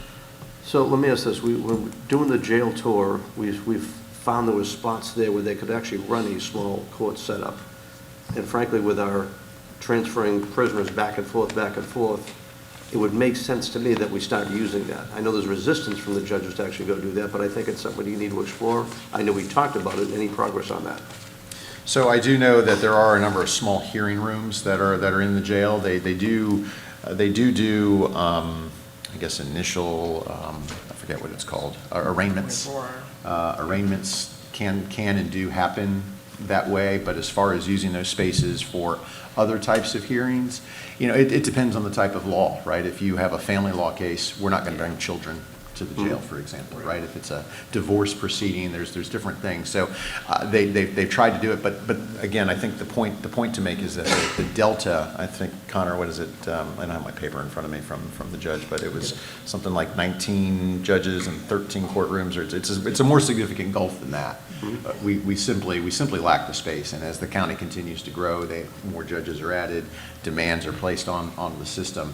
Our major demands are actually not necessarily on the criminal side of the house so much as they are on the civil litigation. That is certainly picked up, and they do a lot of additional hearings with regards to domestic. So injunctions was an example that Judge Crane used, and it's very difficult getting those parties in a room the size of these tables here that need to be separate from each other. So I do believe that there is progress that's being made there, but I don't think that it's going to be enough to alleviate the need that we see right now. It could, that again, those are short-term things that I don't think they move the needle much, in my opinion. Commissioner Oakley. Have we moved forward with the rearranging some office space and all in the Robert Sumner Judicial Center. Have we moved forward with that, or is it just a plan to do that in the future? Andrew, do you have any information on what we're doing specifically in the Sumner?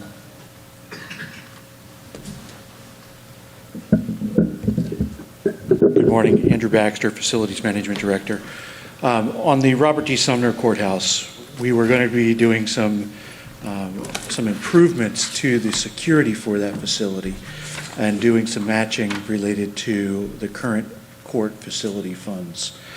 By moving in this direction that we're now heading, with abandoning a central courthouse and going to an east-west courthouse expansion, really what we're going to need to do on the east side is add 3 additional jury courtrooms to that facility. Based on all of our analysis, what you just heard about, the number of judges, the number of courtrooms that we have, it's 3 additional not just hearing rooms, but jury set-up courtrooms. Those are really the most grand style rooms that are needed. And then we need 6 of those on the west side from our analysis. And so that's the need. Yes, we have that one location in the jail, but that also does the hearings for all of the pre-trial hearings. So that's different than a jury type hearing room or courtroom. Are you able to do that within the building that's there now, or do you have to add a building? We will need to add to that building and also in order to fix some of the security gaps that are there with hallways that are used both for inmates and for judges, it's not conducive. So it really will need a pretty significant remodel plus a little bit of growth to do the right thing there. And that's where part of that 223 comes into what we would do on the east side and then what we'll also do on the west side. Was that number around $30-something million? That was just the security upgrade piece. And if I take into account everything that we would like to do, it's probably around 53 million of that 222. About 53 of that is east side and the remainder is the west side. Oh, okay. To do everything the right way. That's the total amount for both? That's the grand total amount for both. Okay. Yeah. Is everybody that has offices in the 2 courthouse buildings, is it necessary for them to have their office in the courthouse building? Or can some of those functions move out of there into a separate building? We actually have many court functions that are not in the 2 buildings. And I also mean clerk's office, because the clerk's also in the courthouse building, right? The clerk is in the courthouse building. Well, do they have to be in the courthouse building? There is significant opportunity there for making sure that they are aligned with the court services that they provide. It really does make sense that they are in the courthouse. All of their offices? Not all of their offices are in the courthouse. We have the clerk in the West Pasco Government Center that does some of That's true, up on their non-court related functions. Marriage Well, they are not in the courthouse. But have we looked and everyone who doesn't need to be there is out of there? Yes.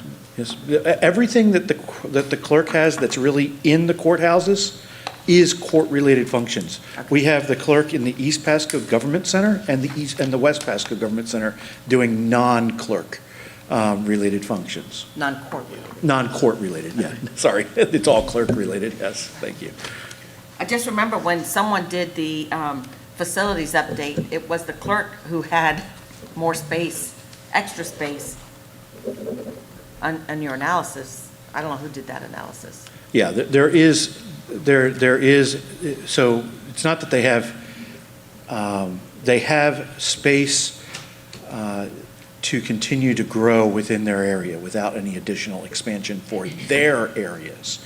But the overall building, when you start to look at other groups, from public defender to state's attorney to court admin, that's what drives that, especially court admin, judges, and the actual courtrooms themselves. Those are the big driver. So what about the timing of different things? I mean, can the days get longer and you know? Yeah, You know so, what I'm saying? so I've had Night conversations court. with, well, right, I actually used that exact term. I mean, he's got 21 Weekends? judges, you've got 13 courtrooms, and again, of your 85,000 proceedings, 15,000 are criminal, the rest are civil. And so there's just a lot going on their docket. They believe, and again, I'm looking at a number of these that they do hybrids on for civil circuits, family, county civil. You know, they're 80-20, and a lot of that comes down to who's in the room and who wants to do what. There's no silver bullet with that. When you're looking at a deficit as large as we're talking about, like I said, it's 21 judges to 13 courtrooms. That deficit is huge. You know, even if they did all the civil hybrid, I don't think it moves the needle enough. This has been a concern for well over a decade. Andrew, I don't know what their deficit in space is on the master plan. I'm sure it's well over 200,000 square feet or close to it, maybe. Yeah, it's actually, it's exactly where I was going right now. Okay, perfect.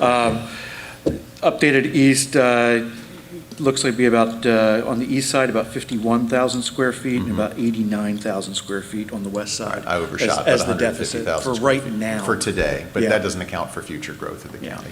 And really, the question for the board really is, I mean, we've talked about it, and it's just, you know, it's there, it exists, they're making do, the court system is what it is. It's just things are moving slowly. You know, how do you want to fund that? Do you want to fund that? We do need. I'm going to say, I don't want to just accept that.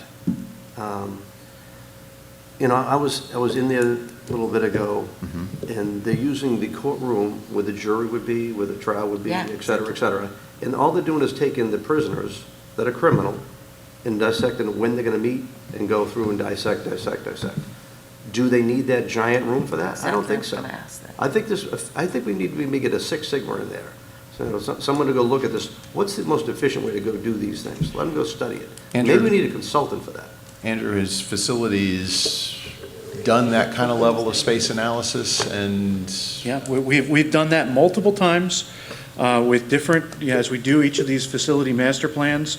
You know, the first time we did the facility master plan, which was about 10 years ago now, CGL, who is the premier consultant in this industry when it comes to courthouse space planning, was the one that led us through that exercise and came to the same conclusions. Whether we build it in Central or whether we build these additional courtrooms in Central or we build them as expansions to our east and west, the fact remains is that we need the additional courtrooms.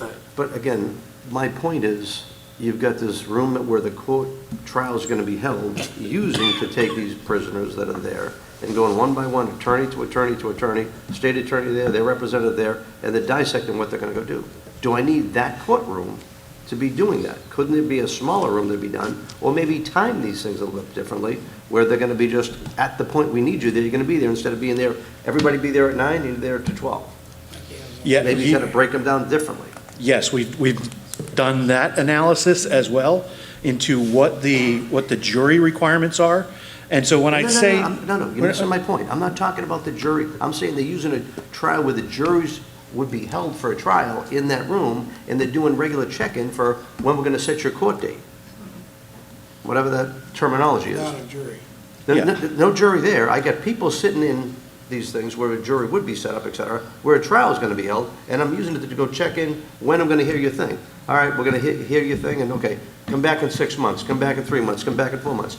Those type of things right there are in a room that is huge, that's probably 50% used, just to check trial dates. I don't need that room for that. I should have another room a lot smaller to be able to set the same type of thing. Yeah, and again, if we're being told that from CGL, maybe I need a different consultant to go take a real efficiency expert to go, what do I need to do for the room I've got? How can I schedule things better? If you're going to be here at 10:10, you can be here at 10:30, again 10:20.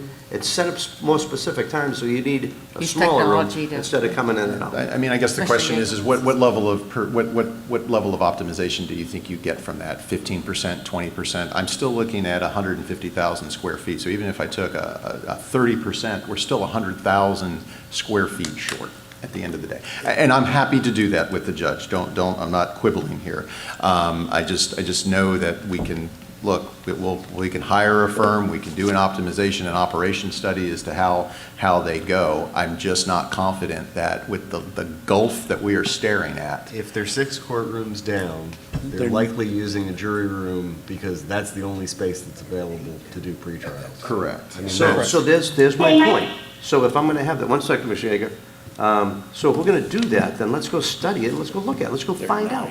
And again, just because one consultant says this, whatever, I'm just telling you, as you say, Jeff, they use the room because of what they've got. That tells you that maybe I don't need a courtroom, what I need is another room to be able to do these things. Commissioner Yeager. Okay, so I think that this is more of a compound problem. Agreed. Okay, so they need a crime lab. Right now, for toxicology, it takes 48 days. Drugs, 70 days, and biology, 208 days. So these cases are being backlogged. And I think that's part of the problem. So basically, when new cases come in, everything is just stacked up. So, and plus with the county growing, I do think they need more room. And these prosecutors are getting overwhelmed with their caseload. And I do know Bruce Bartlett is looking into getting allocations for the Pinellas County Crime Lab so we can, in Pasco, hire the Pinellas Crime Lab just to get our forensics back quicker. So that would help operationally on the criminal court side, making those a lot more efficient. I mean, again, there's, my question really is, it's really a matter of timing right now, Commissioner. If the board finds that this is something that they want to fund, the time to act for a general obligation bond would be very soon. If it's something else, then we can defer that decision. But I'm looking for guidance on that. So I hear your position. Well, two things. One, about 10 years ago, I think it was about 10 years ago, I had a meeting on the East Side Courthouse. And they told me that if you wanted to get a divorce, and it was a friendly divorce, it took about a year. That's not good for our citizens, So I do think we need to do something. What does it look like, this $222 million? I mean, is that a 5-year bond, a 10-year bond? I mean, what can we get away with that we at least get started on something? So for a bond size of that magnitude, the recommendation would be 30 years. And so how much is that on your tax bill? Do you know what the debt service would be on that? Yeah. Probably comparable to what our current debt service is for the jail expansion, which I don't have off the top of my head, but I can get back to you. Okay. Mr. Oakley. Yeah. If you see when we have judges run for election on, they get elected and they go and sit in their office for first day. Before they even get there, they've got a stack of cases of 700 or 800 that's already there on their desk. And it's multiples coming every day. So if they'll never get ahead if they can't take care of more than what's coming in. So the problem is, unless you get those next offices, and of course they add judges to the system, we're never going to catch up. So it's very important to raise this money to do the right thing for our system so the county can work better. And aren't some of these people who've been arrested maybe sitting in jail waiting for a trial? And so we're holding them in jail longer than we really need. I mean, it's costing us money to hold them until we have the trial, right? So The choke point in the system, there's two things. A judge to be able to rule the case and the appropriate courtroom to handle that case. And those are the choke points in the whole system. And right now, we have the major choke point. They have the judges, but they don't have the coordination to be able to have the room freed up to be able to do enough court trials in the right type of courtroom. And that's where there are certain types of trials that have to have a small jury pool, a large jury pool. There's different types of court cases that require different types of courtrooms. We've done all of that analysis on everything that they have with their whole court load. And we do understand what their true need is. Well, I think we need to dissect a little bit Okay, more. so I am open to, trying to figure that out. If it's the pleasure of the board to try to ensure that efficiency and effectiveness is there, I can work that in parallel. There are just a number of, actions that we have to take in order to get something teed up for a ballot. And if we decide in June that we're not, you can pull the plug on it, and that's fine. It's just the effort goes away. And it's teed up for the next go-around if we decide to do that. If that's the pleasure of this board. I'm going to say with what the legislature's contemplating right now. I think that's a fair point, It's the appropriate time to go do it. Yeah, We don't know scary. what we're going to, we don't know what we're going to be facing coming up. So go Right. throw another thing on there that could get. That would be the conversation I'd really like this board to have, because you're not wrong. I didn't think, we thought the same thing, but then again, we thought that, every 2 years, there'll be another reason to not do it. Well, this You is the never- biggest you one never I've know. seen. So, This is the biggest one I've seen, them attacking county government the way they're attacking it now. We've had all these unfunded mandates over the years. This is a whole new attack on a whole different level. So we gotta wage this war, I think, first, before I throw another obligation out there that is gonna affect something else. All right. well, any other thoughts on this? yeah. Just one question. I'd be curious to know, obviously, that's not our world, but I'd be curious to know what a judge's schedule is for the day. Yeah. How many cases they see, what time are they showing up, are they working staggered shifts? They putting in 8 or 10 hours to free up room. Like, there's a human aspect to this, right, and management Okay. of this. So I'd be curious to know that flow, the workflow of the day in the life in a judge in a courtroom, because that's going to be closely tied to this $200+ million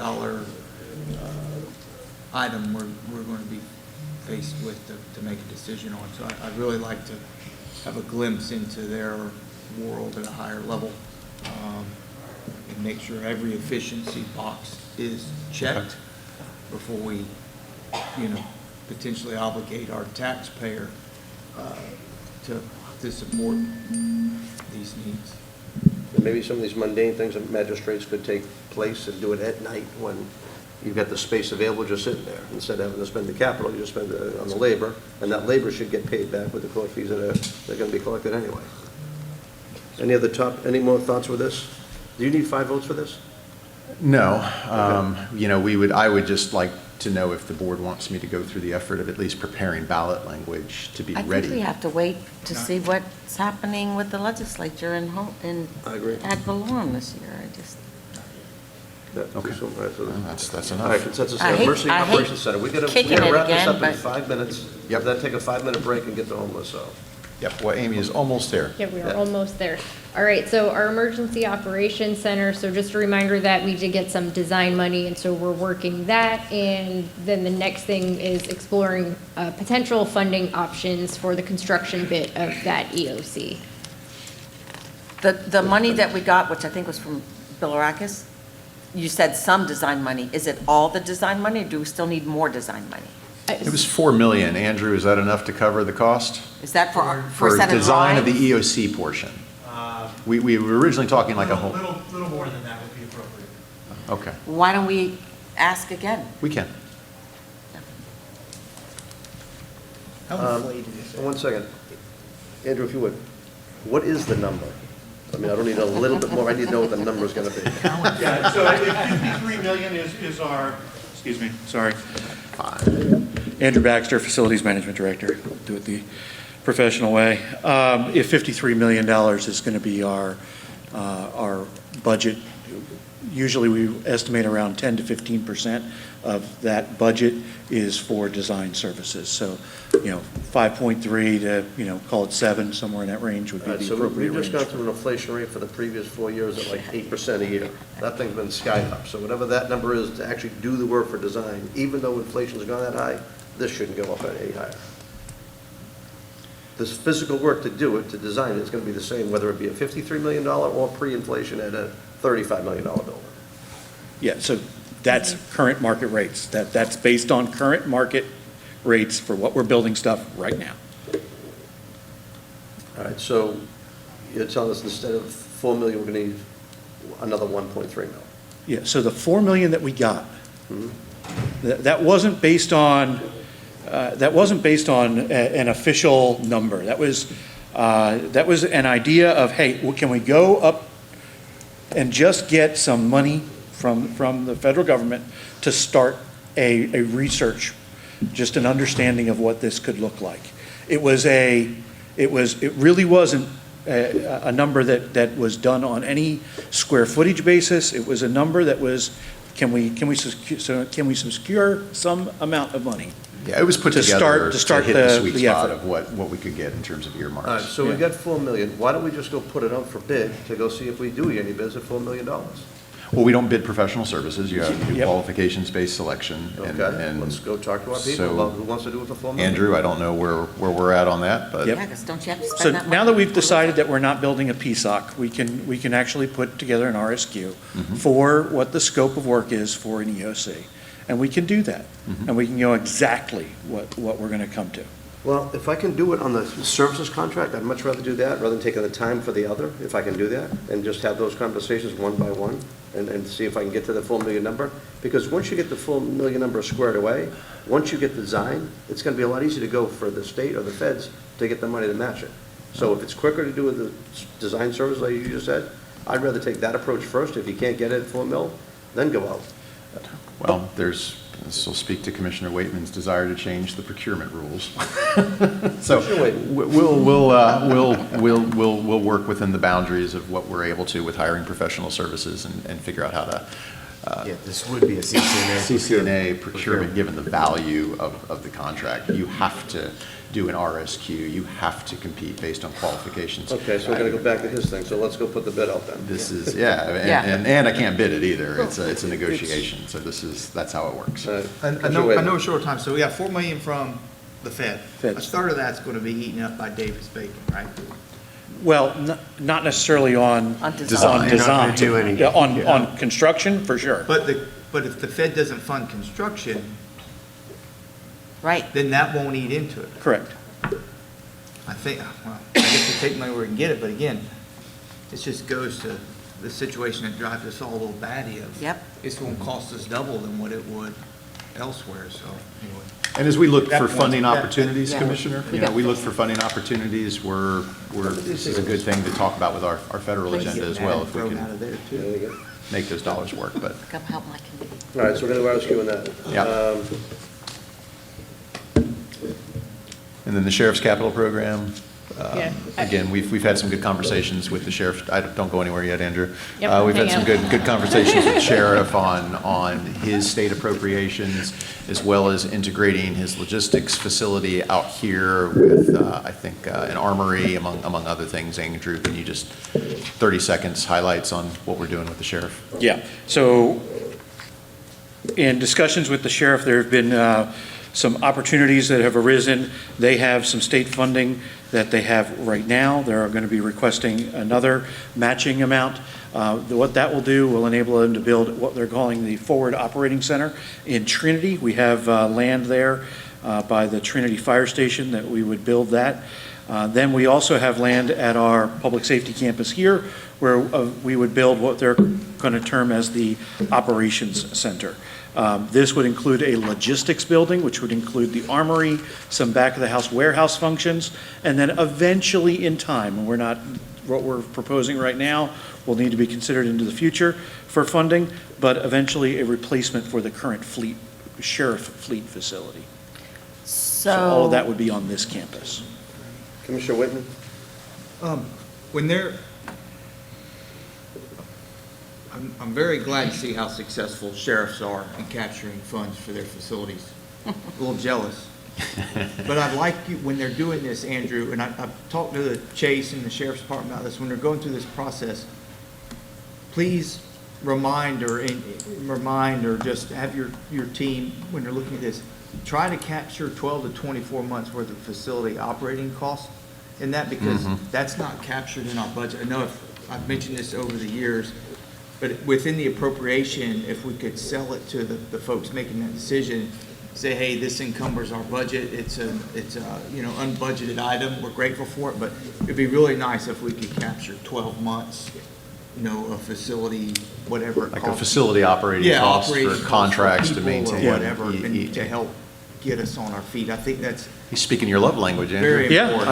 I love And that's what operational any- cost any savings. appropriate from Now, Fed on we may down. not be able to ask that directly, but we can work it into the contract by having extended warranty periods on many of the pieces of equipment that are installed in the building as part of the original purchase price for that capital investment. And so that's a way to kind of bake it in as part of the capital. It won't cover everything, but it's a way to help mitigate some of it. Yeah, we need to do that. See how wide his eyes just got? See how wide his eyes just got when he talked about that? Mr. Starkey. Is any of this the building at Suncoast 54, is that gone away? Yeah, we had a discussion on that and explored that, and yes, the Trinity Operations Center is going to go forward as planned, and the Logistics Center, we had ample discussions with Chase on how to make that work, and so yeah, we're not pursuing that. Yeah, we're all in Oh, so agreement. that's not being, okay. Yeah, we're all in agreement that that location is now going to be at Trinity, and that will serve their needs. Save money on land. Well, no, Correct. they were going to go into a And discuss the refurbish lease. the building Yeah, and it rent. was- Correct. It was a lot of money, but, No, okay, you I need just want to make 54. sure. So that need Yeah. is being covered, but it's being covered Yes, ma'am. differently. Yes. That is correct. And as I was saying, if we have existing land already, it's a better, Yeah. saves money. All right, so we're done with that. Next conclusion. Oh, look at that, wrapping up. All right, so this morning, we've confirmed all of the budget cycle touch points. We've explored the progress that we've made on our strategic plan. We've looked at and discussed those budgetary pressures. The two things namely to note is the property tax reform, keeping an eye on it, paying attention to what's happening, realizing that, yep, you've got 8 different options. The Senate still needs to weigh in, and we're not sure what it's going to look like when it all shakes out. Just know that my team will be monitoring it, and we will be doing our very best to give you accurate information in a timely fashion so you guys feel confident going into the budget cycle that we can make the decisions that need to be made. We've talked about taxation, we've talked about long-term capital, and the next time that we're going to hang out publicly, we'll be looking at our large revenue projections and some of those big economic indicators and just doing a slightly deeper dive into the macro picture of our FY27 budget build. Thank you all. All right, so Amy, quick question on Yes. the revenue projection. Yes. If we're going to wait to see what happens with what gets passed, should we just wait on that a little bit to see what happens with the legislature? So in there are some of our other revenue sources that won't be impacted by any kind of property tax reform, but we also need to make sure that we've kind of massaged and refined what we think taxable assessed value growth might look like and discuss that a little bit too, because all of that's going to be important to know, and it'll help us kind of paint the picture and set the stage for all of the pieces. But what we can do is continue to bring that information forward as it's pertinent and relevant to the property tax. So like half-cent sales tax, guaranteed entitlement, all of that comes into the general fund. So that's going to help us kind of understand how we might balance. All right. Can I just, if it's okay with you, Chair, I just really want to, can you go back to the millage slide real quick? I just want to make sure that we're locked before we get into that. As far as the law enforcement MSTU, our objective is to set a millage and a commensurate reduction in the general fund millage based on the sheriff's budget. Our parks capital maintenance, again, We have to do something. required 0. I'm sorry, ma'am? We On have to parks. put something into the parks maintenance MSD. Well, I wanted to bring that up. Thank We you. put $2 million of general fund dollars in it last year. That covered it. Well, that didn't cover his needs. Well, it was, yeah. It was his a need Band-Aid. Correct. And we It told was- him we were going to do something. That was something. But you had hinted, Commissioner, that, hey, does this cover, the maintenance and the ops pieces? The answer is yes. It combines everything. Does the board have an appetite for wanting to look at a millage? For something like this would be additional. There wouldn't be a cut in the general fund because you're not funding it already. And so that It's a unanimous vote, so that's kind of, It's a commensurate move. You take what's on there now and you move it over. I mean, if you want to move the whole parks budget over, yes, I'm sorry, yes, we. Yeah, we did talk about doing that. So That's what we- this is. So we Either could- way, we could we need do to- that, and I'm sorry, yeah, I didn't bring it up. Does the board want to explore pulling parks out or not? And I say explore because I'm not sure if we want to do that or not, but. I don't care which way we do it, as long as we fund the maintenance of our facilities. Yes, I got one.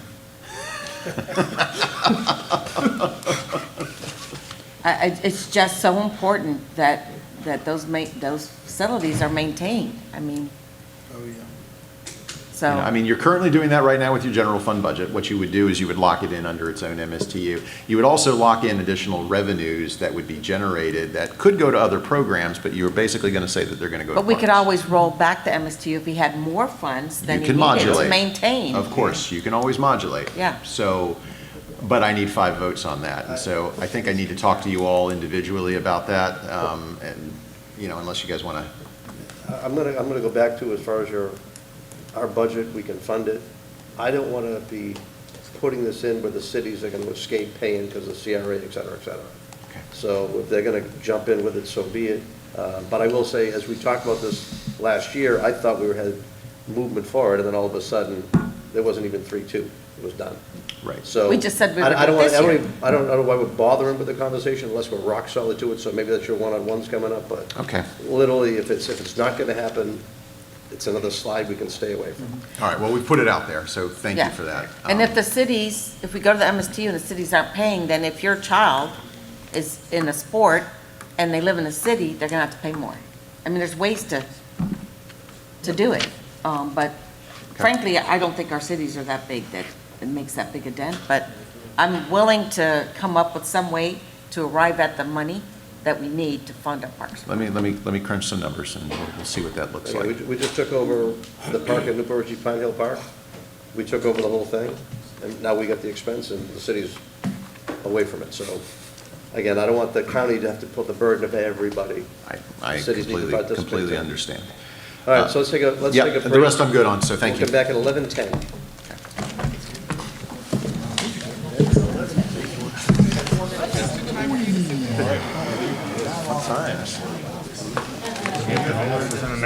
We'll die trying.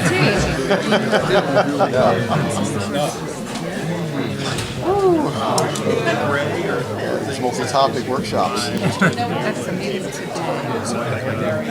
They wanted to understand the reason why that meeting. Well, we're on pace. Confused. Got lunch in the car. Exactly what they do. They don't know exactly what they can do. So that was. All right. Tony, where you putting me, brother?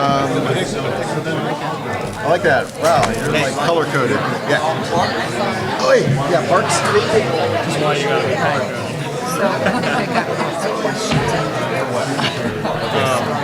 It's the same way with our meeting at 26 when we walked out. Yeah. Issue with it. Just like I said, you would have to modulate.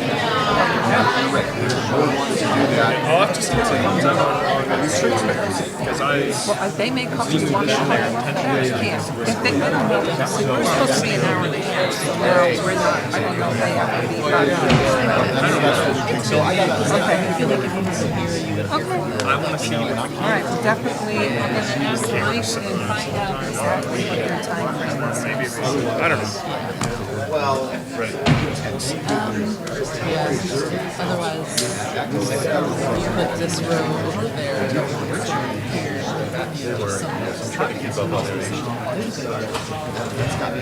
or theirs. We're all a work in progress and all a full-time job. Okay, good. Plus, if someone had to put up Hey, brother, How are you, sir? I'm digging it. People incorporating. I'm not sure I worked out like an animal, but My animal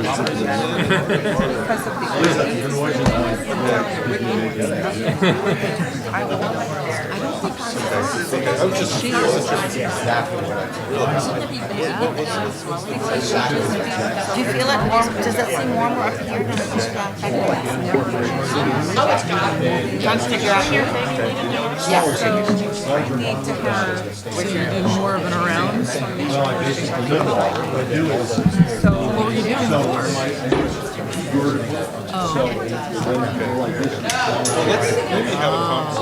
Let's bring what you to the table. Yeah, no, I just want to understand. Yeah. Just, okay, so two things, where. Yep. You started off, this is how you do it here. Yep. From my understanding. Yeah, so we have ideas for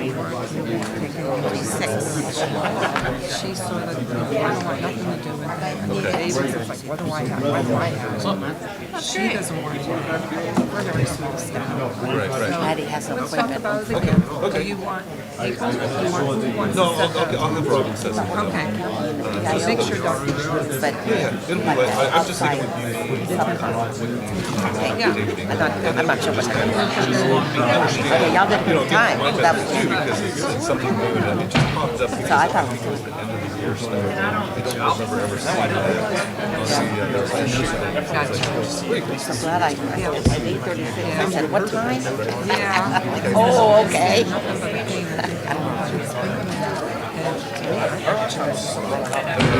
But if it's in an ordinance, then, This one's the. well, that's then we probably go back to the board and get an ordinance. That's what you guys are. Yeah, I listened to the Jaeger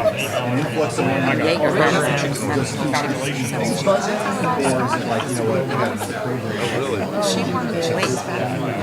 Really what happened? That's a trade.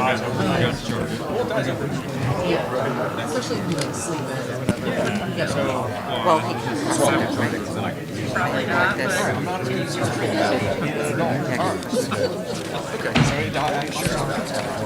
See where it all goes. Okay, sounds good. Anyway, these good. Yeah, they're all true. I don't know either. Yeah. I just know the rest. Something to do with president. I don't know. Oh, here's another one. Like I said, rules that have concern with the city is on that as a result. Something withholding tax. I understand. Okay. Yeah. It's traded islands. I'm not going to sign another one. Double checks and after that stuff. Wow. I think at 68 years old, I would have. Got one.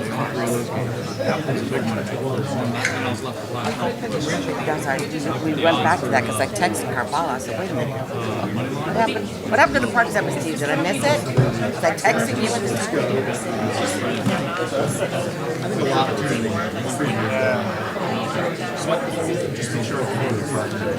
Yeah, I mean, there's a way to avoid that. That's what I always. Well, no, I'm sorry.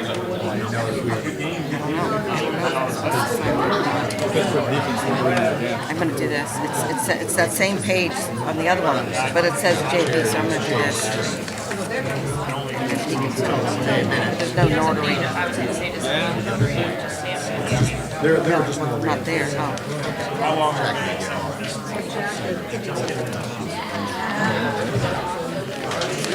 Ranford.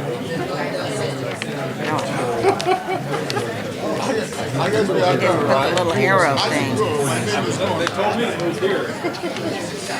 A lot of my stuff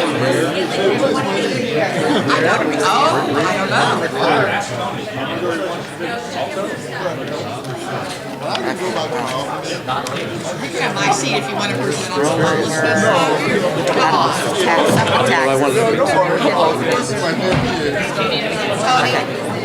Get with Peter and Julie? I didn't go by the rules, right? Yeah. Oh, good. I like you. No.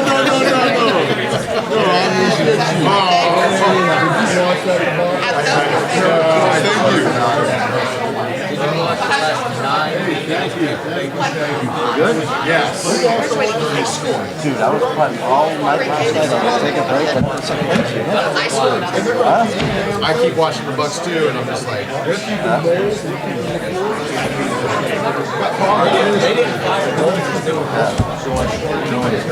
we just fired 5-0. I get to do that once. Is that crazy? So it's funny, my company is called my satellite, so it's straight trail gunfire. So it's in like, Forge, whatever, it's right in that trail, up and down, up and down, up and down. I got those straight, so we just keep doing that. There's certain things on slides that I'm like, I don't need to tell them the projects for all the members, I could just listen. Hey, Dr. Rainey responded to you. 10:45 tomorrow or 1 o'clock today. That is fine. I don't know if I'll be back in my office by 1, but 10:45 tomorrow will probably work. Well, we're going to have to be done by 12:30, I think, here, so I don't know. Drive? It's up to you. Yeah. Totally up to you. April just responded to me. Oh, yeah.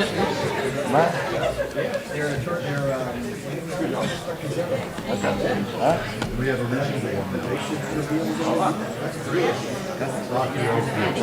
Huh? No. He said, Seth is going to... They don't know what it is.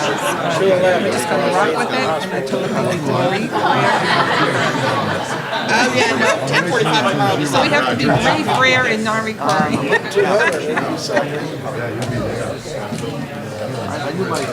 I have no idea, so I don't know where they are. 70 questions. Give it to Tony. That's it. I didn't gain any weight on my cruise. Good to see you. Happy New Year. New Year, all that good stuff. Hey Jeff, how are you? You don't have to get around yelling. Does Danielle know she's supposed to sit up here? That's why I stopped yelling. I think so. Hey Jeff, I took some Viagra. Brian? That was beautiful. Hey, Brian, does Danielle know she's supposed to be sitting up here? Fantastic. Brian, vibrant. You are vibrant. Oh, you're on a computer, That's I good, have man. no idea Now, what the power button was. we had some good, It's warm up here than it is on the good comments on playing. Yeah, I took my jacket off. I took my jacket off when I got up here. I was like, It's not me, it's the team. But it is a good team. It is. You know, I wake up every morning. you don't log in. I can't see my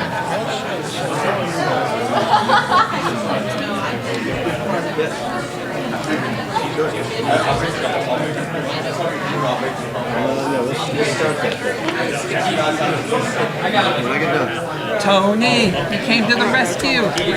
Tony and the boys.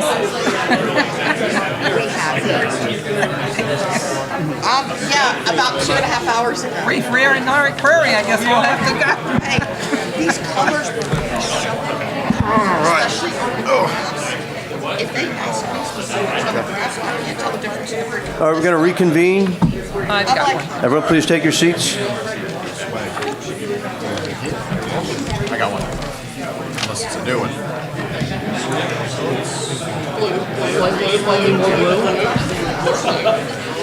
Thanks, Tony. Folks, we're going to reconvene. Please take your seats. Well, behind schedule. Look at you, big girl. Mike, who's our first presenter? Sorry, sir. Who's our first presenter? I'm going to go ahead and turn it over to Brian Hoban or Kathy Pearson. Actually, I'll turn it over to Kathy Pearson. All right, to good introduce morning. the topic of homelessness. Good morning, everybody. Kathy Pearson, Assistant County Administrator, Public Services.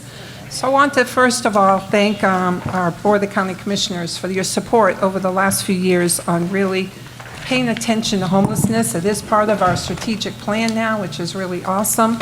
And this team has really worked hard over the last few years, really trying to dig into homelessness and really getting some great education along the way. I want to also thank Commissioner Yeager. I hope she's listening. She got us teamed up with the city of Kansas City, who had a major, probably still does, have a major homeless problem, but what they did was remarkable. And so we have been really happy to hear that we are mirroring a lot of those things that they're doing. So it was really pretty cool. So thank you, Commissioner Yeager, for that. I want to introduce the panel here. So we have Brian Hoban, Community Services Director. We have James Walters, our program administrator for the homelessness, and I want to thank the board for hiring him. He transitioned over to us October 1st and has really hit the ground running. Got Mary Theragog with our Community Development Director, Chase Daniels, the Undersheriff for Community Outreach for Pasco County Sheriff, and Danielle Husband, Program Director for our Pasco Hope. So before we talk about programs, policies, or data, homelessness is not an abstract issue. It's about people. It's about parents and veterans and seniors and young adults and all of our business community who are all part of our community and impacted by homelessness. The challenge is real and growing, but not unsolvable. We cannot solve this alone. That's one of the things we've learned for the last few years. We cannot solve this alone. Progress happens when we have housing, we have health care, we have workforce development, and we have all of our community partners working towards the same goal. What would it look like if our homeless community was rare, brief, and non-reoccurring, and how all of us could play a role in making that happen? So that's how we're going to start with this, some of the things that we're going to hope we can talk about today. And with that, I'm going to turn it over to James Walters. He's going to open it up for us. Thank you, Kathy, very much. Thank you, Mr. Chair, members of the board, members of the public for being with us this morning. You might want to talk into that microphone. What's that better? Yes. Clerk can hear. Yep. As we look at the strategic plan that the board initiated at the end of 2024 to run 2025 to 2030, we found it really important that we break down what it meant to be rare, brief, and non-recurring, taking the plan down to its parts and what each one of those mean to address them individually. Rare, we take that as keeping people housed, and this is not an oversimplification of any of these, but that's where we most often are going to address rare, is keeping someone housed. It's much more difficult to rehouse someone for a multitude of issues once they're unhoused. So everything we can do to keep someone housed checks that rare box. Brief, if someone does find themselves unhoused, we want to make that stay as brief as possible. We know that there are psychological effects when someone finds themselves to be unhoused, and those increase almost exponentially by the day and can lead to a real defeatist attitude that makes solving that problem hard to become. So what we can do to make that unhoused stay as brief as possible checks that box. And non-recurring applies to once we get someone rehoused, making sure that they have the skills, the knowledge of resources, and the mental mindset and overcome whatever circumstance that they have been, that it doesn't reoccur. So keep people housed. If they find themselves unhoused, rehouse them as quickly as they can, and then support them in a way that it doesn't reoccur. Really want to lead off before we get into the PowerPoint about our philosophical approach to addressing the issue. New results require new actions, and much of the frustration felt on the issue comes from the needle not moving in the right direction, and it's important that we acknowledge that. We know that we need to address homelessness, panhandling, dangerous use of right-of-way violations, and encampments. Addressing and potentially dismantling encampments is not unsympathetic. It's quite actually just the opposite.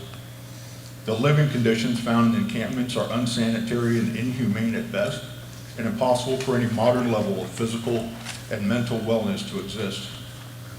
We need to encourage the unhoused population to do better, and for those that want to or can be encouraged to, we want to be able to assist them. But for those that do not want to improve their circumstances or conditions, then Pasco County is likely not the place for them. A challenge is the paradigm shift from the housing first model, which we've seen for many years, because it has become, in many ways, housing only. Somewhere the lines got blurred that by simply rehousing an unhoused population that we solve the problem, And this is an example of focusing on outcomes instead of the process to achieve them. If we don't support the unhoused population through capacity, through providing services, and address all of the circumstances that led to someone being unhoused, then we have failed them and solved nothing. We also need to avoid unintended consequences.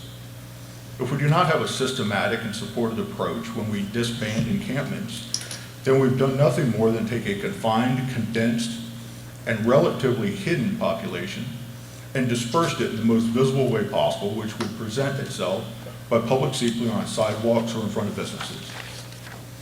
In an effort to get those new results, our approach is new and based on understanding the complexity as a humanitarian one. Our focus is on the process of making homelessness rare, brief, and non-recurring, not on the result any more than we would focus on winning a race simply by practicing crossing the finish line. We're focusing on the challenges that take place prior to accomplishing the goal.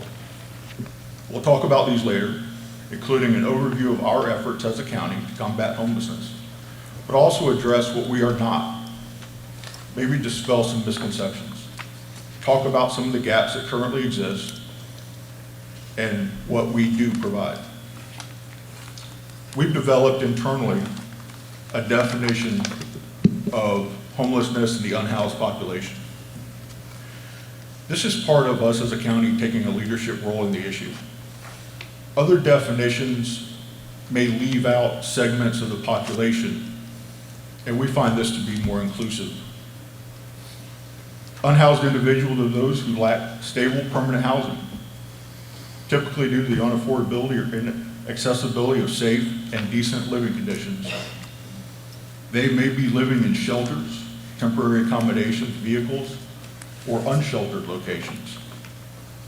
This definition acknowledges the broader spectrum of housing insecurity beyond traditional homelessness, emphasizing the need for systemic solutions rather than just emergency responses. And I'll turn it over to Mary to talk about some numbers.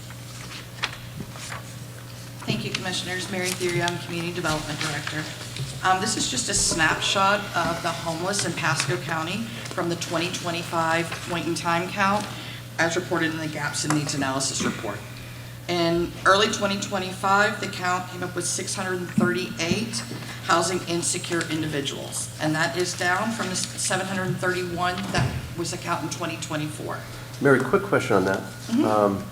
Recently talking to some folks up in Hudson, with the school up there, they say there's a few families up there. In the individual number, does that include the families? That and includes. Do you have a breakdown in families too? Correct. So it would include, if it's a family of 4, it would be 4. Okay, so do you have a breakdown of that as well? I do not have a breakdown of that. I think it'd be a very So we can get a important thing to see, breakdown. sure.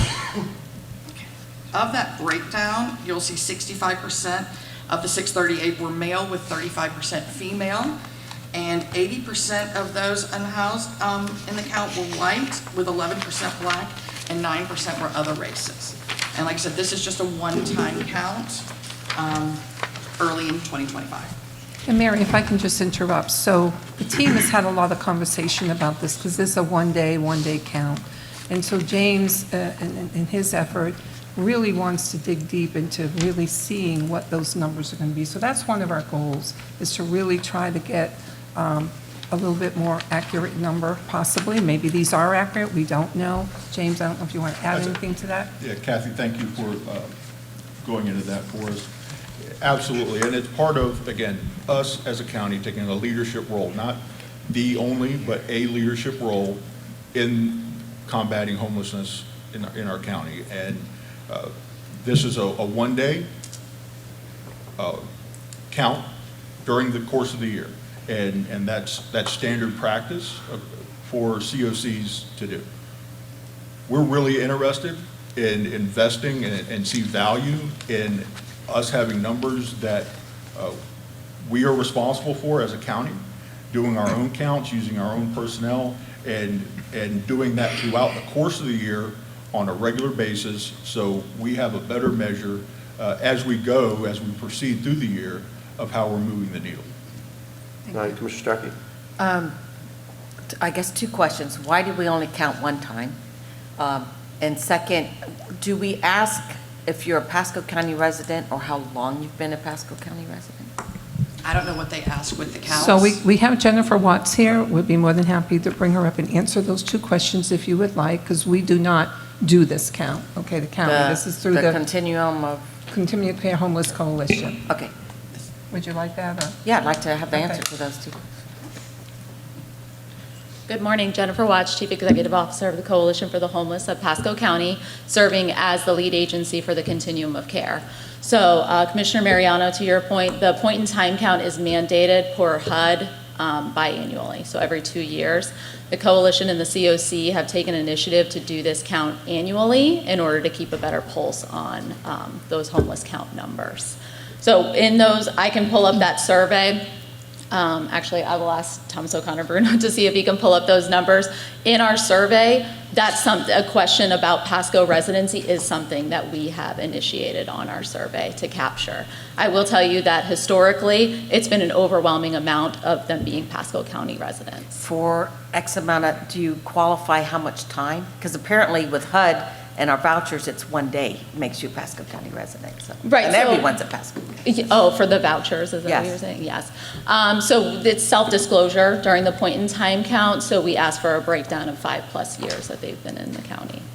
Okay, my other question is, since Florida's a seasonal state, it doesn't make sense to count only one time a year. What time of the year is it? January. It's actually set to happen this last week of January this year.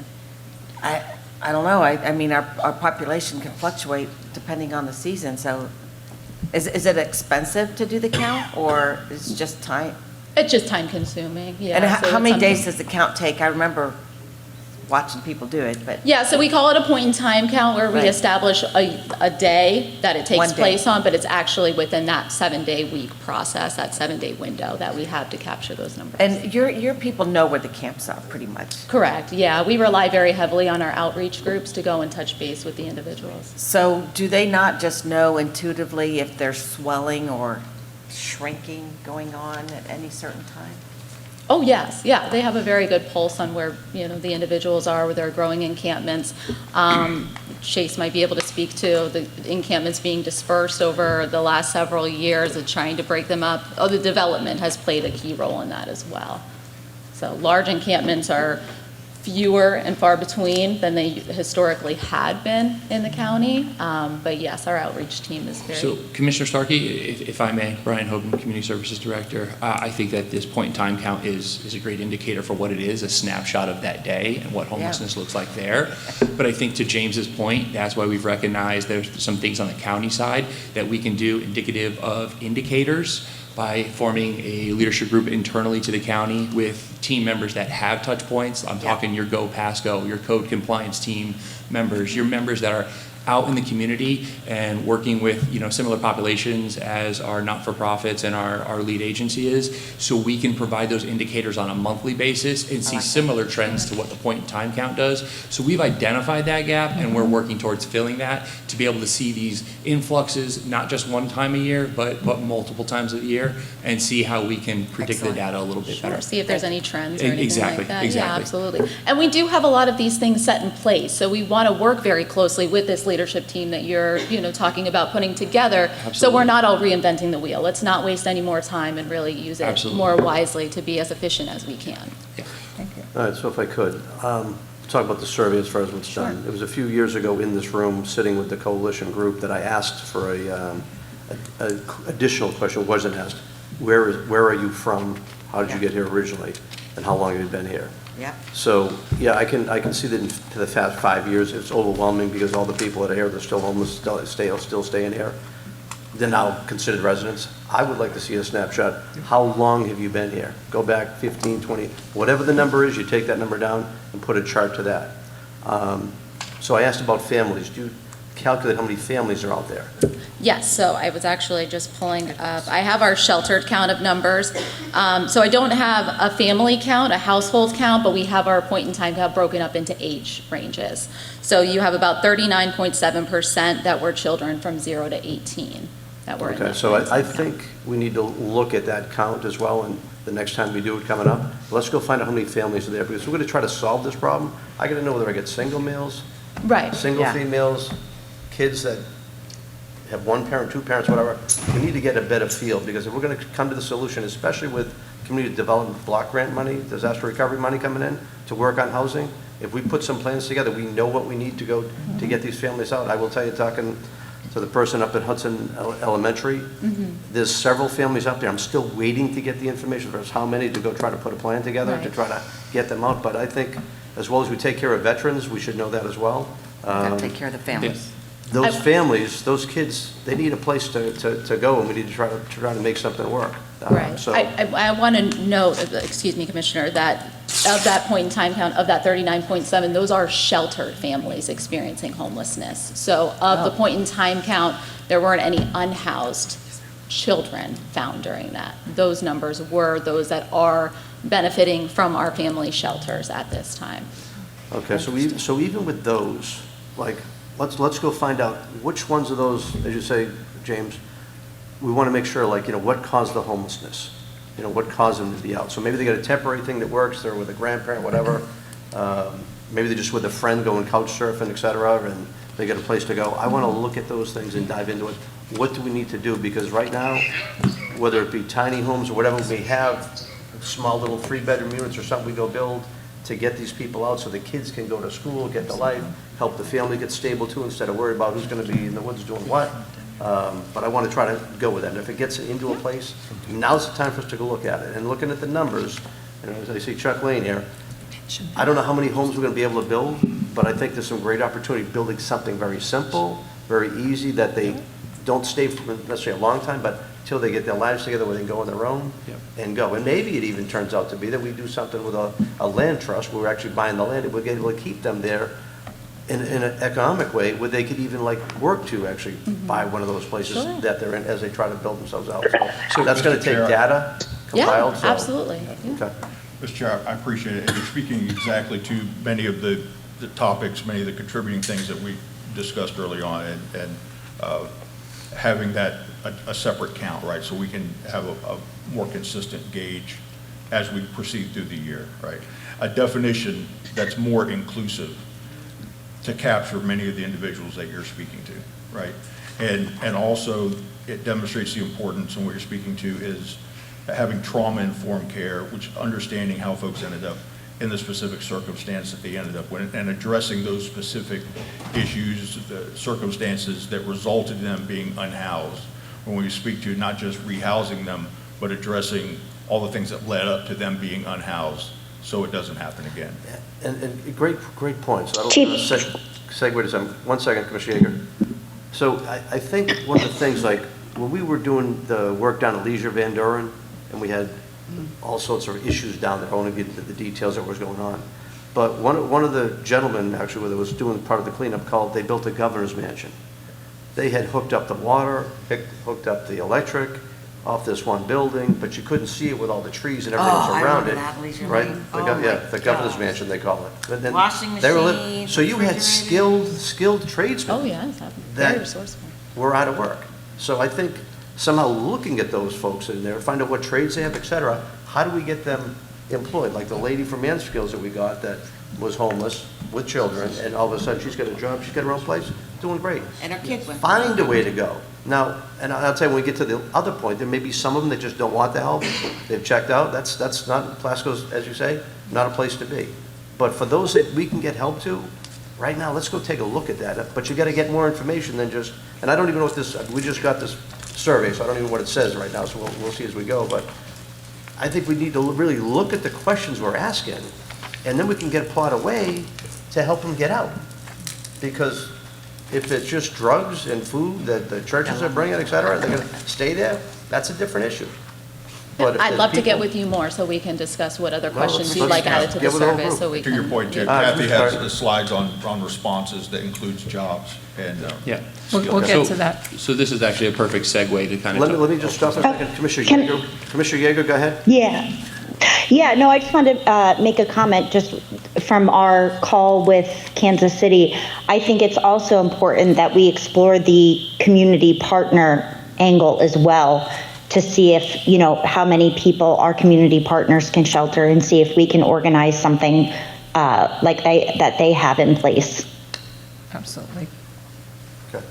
That would help our number, like, that would help us instantly be able to house more people. Okay, Brian? Yeah, absolutely. So the perfect segue to really talk about now our services, what we do have internally to the county, you know, a bit more about what we can do and those gaps. So I want to highlight those, and then Mary will talk about the partner services that already exist out in the community as we transition to, you know, a full, more robust plan on fulfilling those gaps and moving forward. So specifically for our services, we have a Human Services Housing Navigator. He's done a phenomenal job of assisting citizens searching for affordable housing based off of where they are financially and what's available in our community. Fernando's has housed over 124 citizens since he has, you know, come on board. His position is paid for by CDBG grant funds right now, and he's moved the needle tremendously. But from a gaps perspective, those 124 citizens that Fernando has helped place and connect to affordable housing in our community is about 20% of the citizens that Fernando has worked with. He has done a lot of this work in conjunction with the partner agencies in the room and utilizing some of the tenant-based rental assistance dollars, some of the landlord assistance dollars, but we do not have any funds internally to help him build and bridge a gap with these landlords, which will really increase his percentage of placement.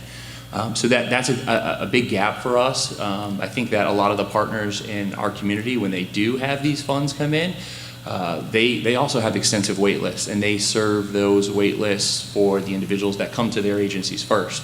So major gap for us, something that we can potentially look at those public services dollars for with DR is some kind of landlord incentive program and really increase the amount of citizens that we're placing for affordable housing. Commissioner Starkey, did you want to comment on that? Exactly, yes. This is exactly our point with these vouchers, that people, that we're advertising for people from other states and other counties to move to our county and take up our resources. Drives me nuts. It's not okay. And living in Pasco County for one day shouldn't count that you're a Pasco County resident. I mean, when I hear that we have all these needs and we're advertising for people to move here and take up our vouchers, just, it's crazy. Well, sometimes the problem's even deeper than that. I've had situations where people have come from New York, had their rent paid for a year, and then all of a sudden the year that runs out, and guess what? Now they're homeless, and now they're our issue. Yes, exactly. So, it's just, I don't know if we have anyone here from our housing authority, but come on. If you can advertise, you got to do it in, I'll help you, show you where to advertise. That's going to be part of the legislative change. We've heard you loud and clear with the Davis-Bacon and the Pasco Section 8 housing. Yeah, so I just want to hit on just a few more items, high level. You know, of course, we have a great case management group that works hand in hand with, you know, the partner agencies in the room and connects, you know, housing insecure individuals to the continuum of care and the network of services out there. Our code compliance team is investigating permanent use, junk trash, calls associated with homelessness encampments, as well as deterrent activities for dangerous use of right-of-ways. And we're going to talk more specifically at the end here on some targeted campaigning and some ideas and thoughts for those specific issues. We know that those are issues that are hot buttons. Cold and hot weather sheltering. As a matter of fact, this week we'll have 2 activations, but that is another effort that we've stood up several years ago that has really made a difference and moved the needle. I'd like to remind the board about 4 years ago, we had a cold weather activation right over the Christmas weekend. We used emergency funds to either house homeless in hotels or put them in the Fasano, which was quite costly. And so through that, we had some learning lessons. We took $20,000. We partnered with faith-based organizations, Shady Hills Mission Church, as well as Pastor Nick's church, First Nazarene in Zephyr Hills. And every time we have a cold weather shelter activation now, we house about 20 housing insecure citizens on average for $1,200 a night. So major savings, major total. Total. Total. Not per person, right? We went from paying for hotel vouchers to making a major difference there. So those efforts are well received and continually evaluated and growing. We know there's some transportation gaps there. But kind of the coup de grace of the internal services that we have is really due to you guys as board members, taking the opportunity to really turn lemons into lemonade with that hurricane, looking at Pasco Hope, making it a hurricane shelter and then transitioning it to a homeless shelter. And we'll hear from Danielle Husband here shortly on the immense success that they've had there, and also the numbers, as well as the fact that they're almost at capacity, which again is going to speak to the need and what we're going to talk about later in our citizen survey. So I want to take a minute to thank the board for really taking that opportunity and pivoting for Pasco Hope as we transition to hear some of those success stories. So let me give you a thought as far as with the shelter coming up. Yeah. So point in time counts, you got to go out in the field, et cetera. You're going to get an opportunity now with a bunch of homeless people coming in that are staying in the shelter. This is the time to get those questions going we just talked about. This is the time to get a few people in that shelter, talk to these people, find out what the situation is, where they're located, et cetera, and how they got to where they're at, and how we can possibly look at helping them. And those that want to help, especially with between jobs, training, et cetera, I mean, let's find out what we've got for information so we can actually come back and say, okay, at least we got a core group to start with right now, and then see what we got. So it's probably a very opportune time to take advantage of that situation. Absolutely. We'll talk a little bit more about the job training stuff too a little bit later. I'm going to turn it over to Mary to talk about partner services. Okay, as Jennifer mentioned, the Homeless Coalition for the Homeless is the lead agency for the COC. The COC does set the policies and leads a countywide coordination with not-for-profits, the government, and service providers committed to making homeless rare, brief, and non-recurrent. In 2025, the COC served 1,974 individuals, and those were receiving services, a variety of services, whether it was food, housing, that was how many were served. Some of the partner agencies with the COC, as you'll see, we have ACE Opportunities providing sheltering, Catholic Charities, Metropolitan Ministries Outreach Team, and they assist with the point in time count, along with going and getting people registered for the by name list. St. Vincent de Paul, Sunrise, Salvation Army, One Community Now has tenant-based rental assistance, rapid rehousing, and homeless prevention services. And then YFA, they supply youth crisis sheltering. And with that, I will lead it over to Chase Daniels for the law enforcement side, the Sheriff's Office. Try to get this untwisted. Before we go, can we just go back to that slide? So one of the things that, like Metropolitan Ministries, they get to a point where they take someone in, take a family in, they get into a certain point, and talking to like Scott Fink and Tim Marks, et cetera, the problem they have is they get to a certain point, and now we need another place for them to go so someone else can come in and fill the pipeline. And it's a good pipeline to get started with, but we got to look, how do we take those people out of that situation where we can then make them a step forward? So maybe that CDBGDR program could be something to go take a look at where, okay, you've been in a, let's say a one-room thing where you got 5 people living in the room. Right. Now that family ready to make a move, so another family can come in to get the care, et cetera. So I think we're going to need to hear some ideas about what we can do as well as we go further with this conversation. And that's working with Fernando in finding permanent housing, and also working with, we have a pipeline with One Community Now that's doing the rapid rehousing to get people into permanent housing and offering rental assistance for up to 2 years to where they can get into permanent housing and become self-sustaining at that point. And again, that 2-year window, what happens after that 2 years is we have trouble, there's a plug. So that's why I want to take a look at real close to the CDBGR for those programs that we can go forward to say, here's a small place to live in, you can work your way in from there, and you're not going to be homeless because you have your own place. That you have to worry about paying the rent, you're going to pay a smaller bill hopefully, and build some equity where you can actually make a move later on as things get better. Okay. Agreed. Go ahead, Jay, sorry. Yep, thank you very much. So from a Pasco Sheriff's Office perspective, the most common criminal activity that we see is trespassing. And per Florida statutory requirements, making an arrest for trespassing requires a law enforcement officer to witness the act, and the individual must have been previously warned they were not permitted on the same property. When complaints are received, what we first do is we check the trespass agreement log to see if we have a trespass agreement for the property. That agreement allows us to take that legal action because we have an agreement from the property owner saying that someone is not allowed to be on that property. If we have a trespass agreement, we respond and we enforce the trespassing if we locate an individual. If a trespass agreement does not exist and the person calling is not an authorized representative of that property, Then we usually defer to Pasco County Code compliance for permitted use and other violations of the Land Development Code or the Code of Ordinances.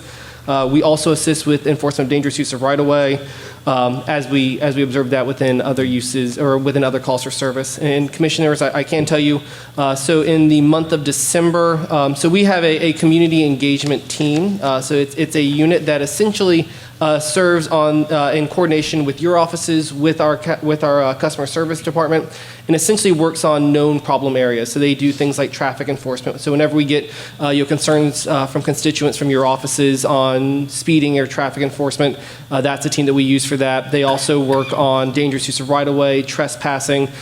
So in the month of December, they conducted 309 traffic stops. They had 17 citations for dangerous use of right-of-way and 16 trespass warnings. They also made 9 arrests, and on those, whenever they go to issue the trespass warning, if the individual has a warrant, if they have some type of other criminal issue, like so, for instance, if they are in possession of some kind of illicit substance, then they will get arrested for that. But for the sheer act of trespassing, we need the individual to have been previously warned from that property. Then we conduct the arrest unless there is something different or some additional criminal act that's been occurring there. So tell me about the arrest for the right of the safety ordinance. It is not an arrestable offense. It's a civil citation under the Pasco County Code of Ordinances, and I believe it is a $500 fine. Okay, so how many have you done of those? So in the month of December, we issued 17 of those. 17. I've got to say, in my neighborhood alone, from Baker Woods Drive to the Walmart that's there, to down at 52, even at even a little road at 52, I've witnessed at least 70 in the same month. I mean, I saw there were 2 there even yesterday. So I don't know what we're doing to actually dissuade this to happen, but something's got to change. We've talked about this. It can work, but as it got laxed on it. When it first started, it got minimized. As we've laxed up, they just kind of wait and they're out there. I mean, this is mid part of the day too. I mean, before 5 o'clock, they're out there. So I'm disappointed with that number. I think we can do a lot better. It's going to be covered later in the presentation. Yeah, okay, but I'm just saying, like, you should throw out numbers, so I'm just going to go back. And Commissioner, if I could, so on those numbers as well, I think it's important to remember, it has to be witnessed by a law enforcement officer. So typically what will happen is they see us before we see them. So they will see the marked cruiser and they put away the sign, they go walking down the sidewalk or the road. So we can't issue the citation without actually witnessing the offense. So something we've done to combat that in the last month is we now have 2 unmarked vehicles within this unit. And we actually got feedback from one of the individuals because he even started folding up a sign as we drove up. So the corporal asked him, what gave it away that I was a cop? Because I saw you folding up your sign. Luckily I saw you, but what gave it away? He said, well, I could see your cage in the back because it's a law enforcement vehicle. So we were actually working with our fleet to actually tint those vehicles darker to take away that advantage that they can kind of see the cage. As well. So I just want to note that that is one of the challenges that we have with this is it has to be witnessed by a law enforcement officer, and whenever someone comes up in a marked vehicle, they very quickly put that sign away and move on. But we do also, so we had an instance about a week ago. There was an individual that was dangerous use of right-of-way at the Suncoast and 52 at the exit ramp coming from the south. So the individual, before the officer could see it, folded up his sign, started walking away, but he crossed a crosswalk against with a solid stop, so he was at least cited for not obeying a traffic control device. So we are also trying to take those steps too to address that. Okay. And as your first bullet up there, criminal activity consists with homelessness. The most common is criminal trespassing, but we had the county attorney print up probably a year and a half ago, 2 years ago, a whole list of different things that tend to happen at those camps, from unsanitary conditions, et cetera. You can't live on an empty piece of property. So all those things, there's a whole list of things that can be done to go after that I think need to be used. And how, we try to have I think we have a corporal that works with our code enforcement. So, that whole team now, we've expanded that. So tell me why we're not, we should be out there every day with all these camps that are out there. I mean, everybody knows where these camps are, right? But the churches go out there, the coalition knows they're out there. We all know they're out there. Why aren't we just continually, going forward to clean them out? Yeah, so I can tell you, so we have a list of, I was just pulling up my tracker here. So we have a list of, looks like a list of 43 different properties that our team of 8 is routinely checking, and that's in addition to the complaints we get. Once we get a complaint, we add it to the list. So most recently, we were working with, I believe it was Commissioner Yeager's office, on a homeless encampment that was found on county property. So we worked to remove the 3 individuals from that property, and then worked with code to get that property cleaned up. That was at Mass and Rowan, or in that area. Yesterday, we worked on an issue. I apologize, I forget which commissioner it came from, but it was actually Commissioner Mayor, I believe it was you, the one with Renee, the property where the individual was trespassed. So we sent 2 corporals out there. They located 3 individuals on that property, trespassed them as well, and then they'll work with code compliance on cleaning it up for junk and debris. Yeah, I mean, Leisure Beach, we got a whole bunch out there. They were out there I think it was a year and a half ago, 2 years ago. They set a fire up. We had to use $32,000 worth of services and deputies out there all to clean that thing out, and they're back again. So Commissioner Mariano, just to that point, I just want to emphasize the fact, that the strategic goal team was put together for the first time to address some of these issues. And as James kind of highlighted in the beginning, different thought processes, different approaches. We're going to kind of cover both encampments and dangerous use of right away here with some different thought processes to hopefully drive some different results. Okay. Carry on.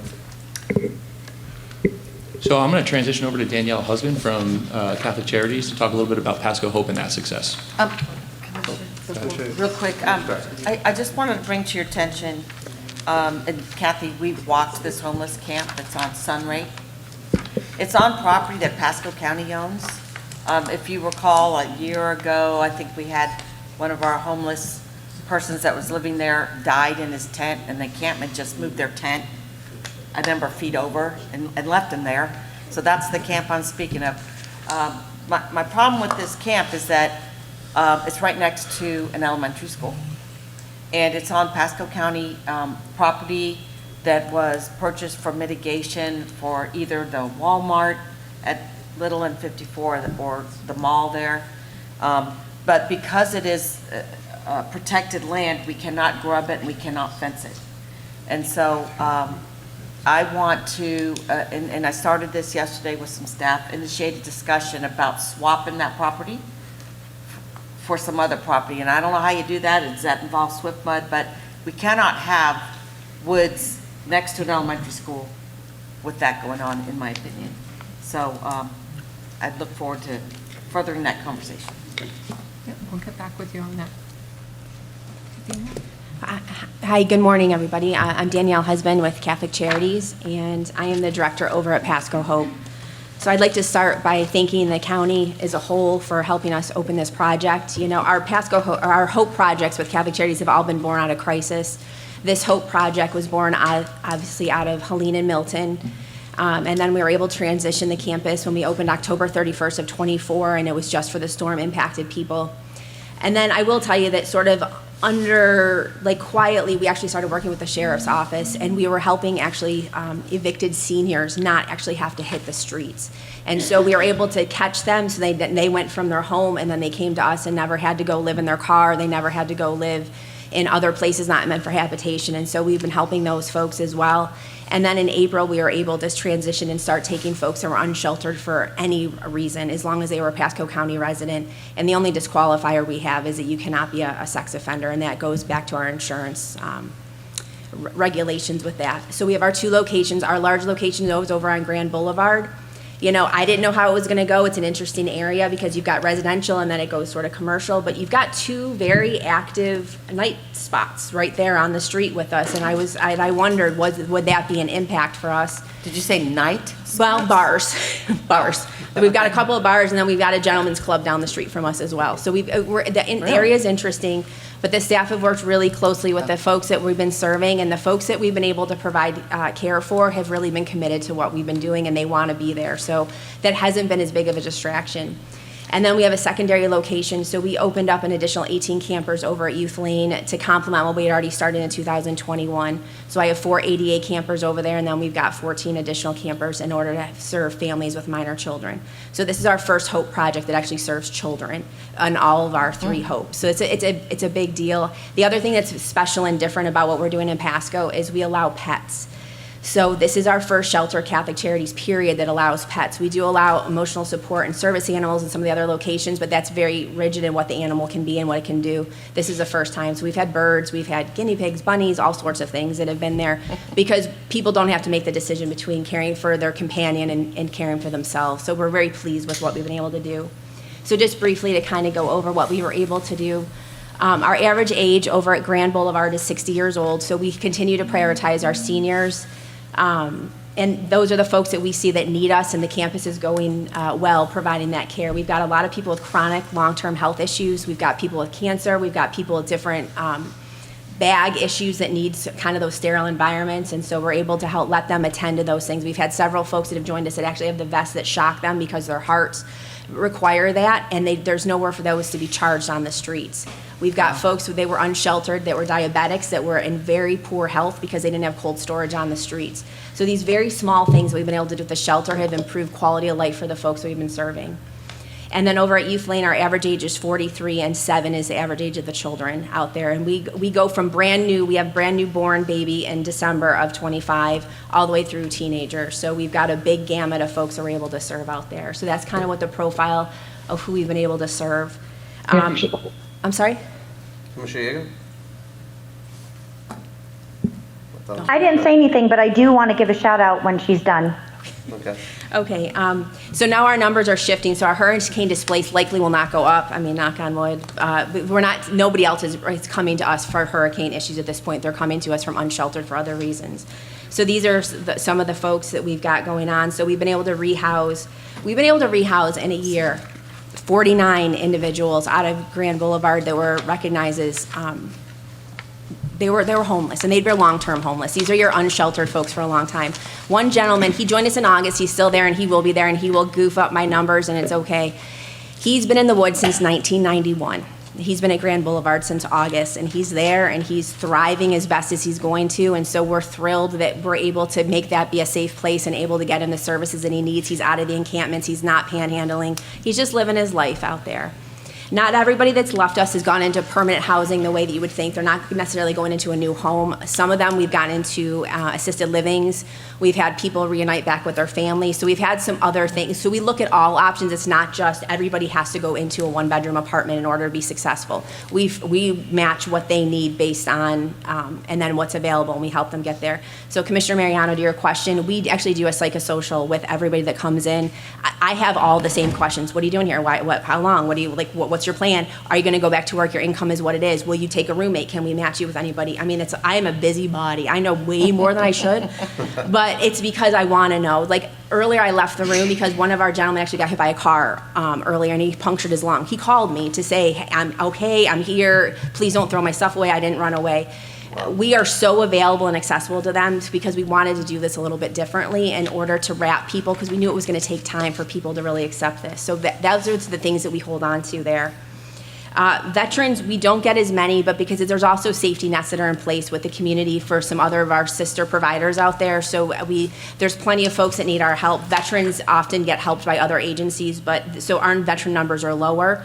But just to kind of see that what we've been serving. So when I did these numbers, we had 55 over at Grand. Youth dropped, but we had a little pest issue that is being resolved, and actually the campus should be reopening. So I'm actually able to help some of your families up at the elementary school too, because we have campers I can reopen next week. Okay. So that's what we've got there. Yes, ma'am. Let me get Commissioner Yeager first. Commissioner Yeager, go ahead. Yes, I just wanted to give a shout out to Danielle and her staff. I had one of my veterans that I had placed there, and he had had a stroke and was transported to the hospital. And there's a employee there named David. David went above and beyond. And when I say above and beyond, he went to the hospital, sat with Bob, went home, got his medications, and constantly kept checking in. What they do there, their wraparound services are just unbelievable. They had somebody take care of his dog when he was in the hospital. Like, I could go on and on and on about the things that they do there and the love and support these people get. You really can't say enough in a slide or a conversation. Like, I just, Danielle, I can't thank you guys enough for everything you do for our citizens. I'm very, very impressed. Thank you. Commissioner Stark? At the Grand Boulevard site, how do you deal with the meals? So the meals, again, because of partnerships, and really, Catholic Charities we're great at what we do, but we're not an island unto ourselves. So actually, lunch and supper 5 days a week are actually provided to us from Metropolitan Ministries. We pick it up, we take advantage of the beautiful center they have around the corner. We work very closely with the brigade, and then on the weekends, we just do some other things to make it, but the hot meals, the nice meals are during the week right now, because we cannot cook at Grand Boulevard. You can't have a grill or anything? An outdoor grill? I have not explored that with Andrew. We have a lot of propane going on at that campus, so adding more has not ever excited me, but that is something as the weather gets nicer, I can absolutely talk to Andrew about. What about a community garden there for the residents to work in? So there's actually no grass at all at Grand. It's an interesting place. No, but you do raised bed? Yeah, well, and that could be something that we can absolutely explore, and as folks are getting more bought into the community in there, then absolutely, I think it's something that they can That'd be a take great care of. Eagle Scout project. Yeah, absolutely. Okay. Thank you. So, question for you. Yes, sir. As far as when you started out, we had a whole bunch of trailers out there and those little cute units. What is the people liked out there and didn't like out there?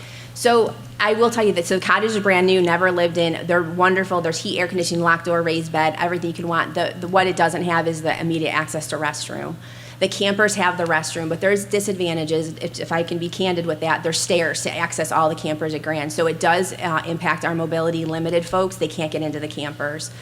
The campers are also an expense. That's something that we're constantly looking at. During the winter, the campers are very expensive, probably about $250 to $300 a week per site I'm spending on propane, because we have to constantly refill it for those campers. So we have 24 of them over at Grand Boulevard, plus I've got the laundry and then the restrooms for the hot water, and then I have to do the same thing over at Youth Lane. So we are spending a lot on the campers. What we're really seeing, especially at Grand, is that if everything could just be lowered and be walk-on access, we would actually help with our mobility impacted folks, because everything requires stairs, and that's just hard for our senior population. So the long scheme that I had a conversation actually with Chuck over the summer, and Mary, and then Andrew was out there, was could we bring the bathroom and the laundry down to the ground so that people can just walk right in? And that would be what our long-term hope would be, just to bring those utilities, right to, because they're currently still in the trailers for the restrooms. I think if anybody goes on Facebook nowadays, you ask for one thing, and then all of a sudden you get ads after ads galore. And even today, I sent one to Keith Wiley, actually, for a yurt project, but it was little tiny homes that were built for they said $5,000. I don't buy it, but I think there's others out there you can buy for $20,000 that are insulated. Matter of fact, there's a guy in Zephyr Hills with a company that's out there that has that. I got to think there's a few more out there. I think from what you're telling me, just between the expense of what you just said, $250 a month to heat a trailer, and the money up and down, which they don't like as well, maybe it's time we start looking at, let's go take a look at building in that same project a whole bunch of tiny homes going right along through, insulated together, protected together. They can have their own bathroom, bedroom, so it could be one bedroom. I think they make them as two as well, so you could get roommates if need be, or if it's a couple with a person with a child, whatever. But I think it's something to go take a look at. And again, I think better than trailers, it would be a better way to go. And the other ones, like I know down in Pinellas when they had the Hope project out there, if you were get in there and you were drunk, et cetera, you were sleeping outside. If you then worked your way inside, and you had to be sober to get to that, you were sleeping in a mattress on the floor. After a certain amount of time, you had an elevated mattress. Then you had some storage. So maybe those smaller ones to start with, you can still keep those in place for now, but they can work their way into the better things with longer term coming up, and as you're moving in, moving out to go. But I think it's something maybe we need to go take a look at. And again, with the DR funding, depending how you set up, there may be some opportunities there to get some help for that. And so with the DR money, we're already in talks with Chuck Lane and coming up with those solutions, because I think the goal is really probably to eliminate those trailers. So we're working on that. Okay. And I don't know, let me ask this, what's the process? If you want to get rid of the trailers, do you have to surplus them? Can you sell them, get cash? What's the process of that? Do we know? That's going to be an Eric question.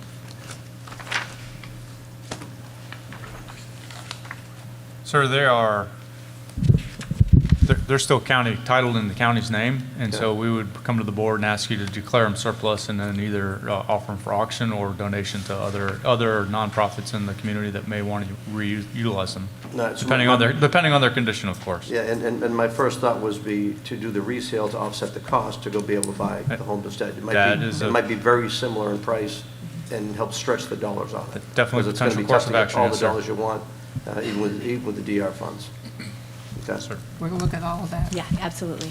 All right. Yeah, question, no? Okay, all right, go ahead, sorry. And just very briefly, we had a success story in here. So actually, there's 3 folks. We, Catholic Charities had previously operated Pasco Women's Shelter up in Hudson. Our executive director decided to flip it, and they moved into a much larger accommodation, but she reimagined our property on Maryland, and she made it into 5 apartments. And actually, 3 of our early intakes from Pasco Hope moved into Maryland Avenue just before Thanksgiving. So we're just thrilled that these were hurricane survivors.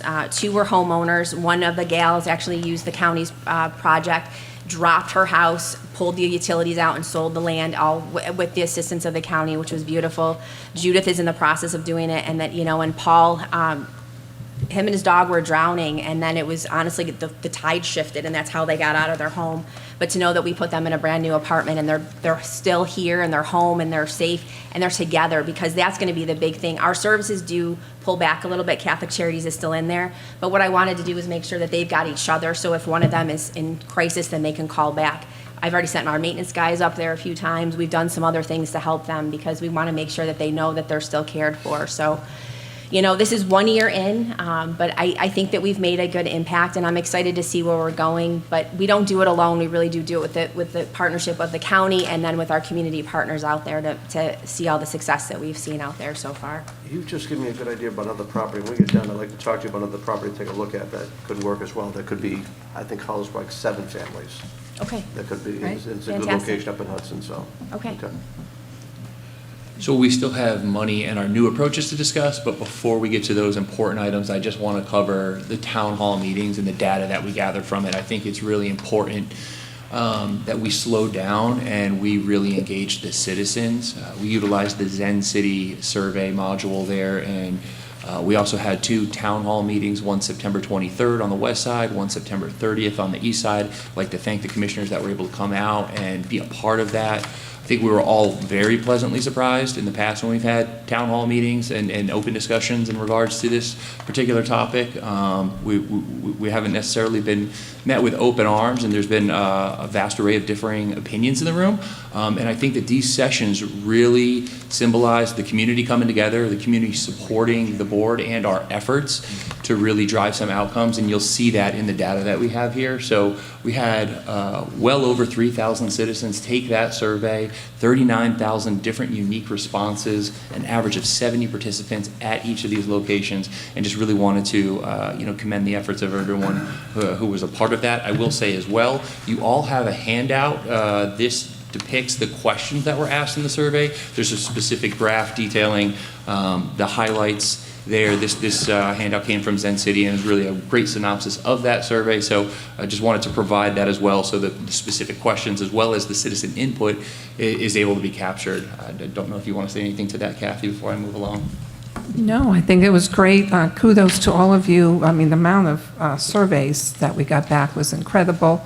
And so our citizens are definitely concerned about the camps. They're really to seeing the visible part of it. And that's the ones that we really have to tackle, I think, right now, is the people, our citizens are seeing those camps, and that's bothering them. So Can you that's go something we back? got. Yeah, absolutely. Can you go back to that slide? All right, so one thing I'd like to know is, like, for the people that showed up, maybe, I don't know if we have addresses or where they're from, perchance? Probably not? Not addresses. We had a sign-in sheet, but we didn't take addresses. Okay. All right, so let's go to the 2,400 pins then. 2,400 pins, but we got 683 homeless. There's a disconnect there. What does that pin mean? So One of the 7 questions was drop a pin where you have seen homelessness, right? So very similar to the point in time count, I want to emphasize this is a new tool that we created to help partner with code compliance to be able to create our own mapping, but it is just that. It's a snapshot, just like the point in time count. So some of those pins could very well be known encampments that we've had, while others could be dangerous use of right-of-way or very transient pin drops because they witnessed someone outside a storefront and they're no longer there. Can you do a heat map on that for us to see that? Yeah, we have that. We have that tool for us, and we can present that. And like I said, we share it with code compliance. I do just want to emphasize, I think it's important to note that it is just that snapshot and a tool that will allow us build a better database for some of these knowledges. It'd just be good to see it. Yeah, absolutely. Absolutely.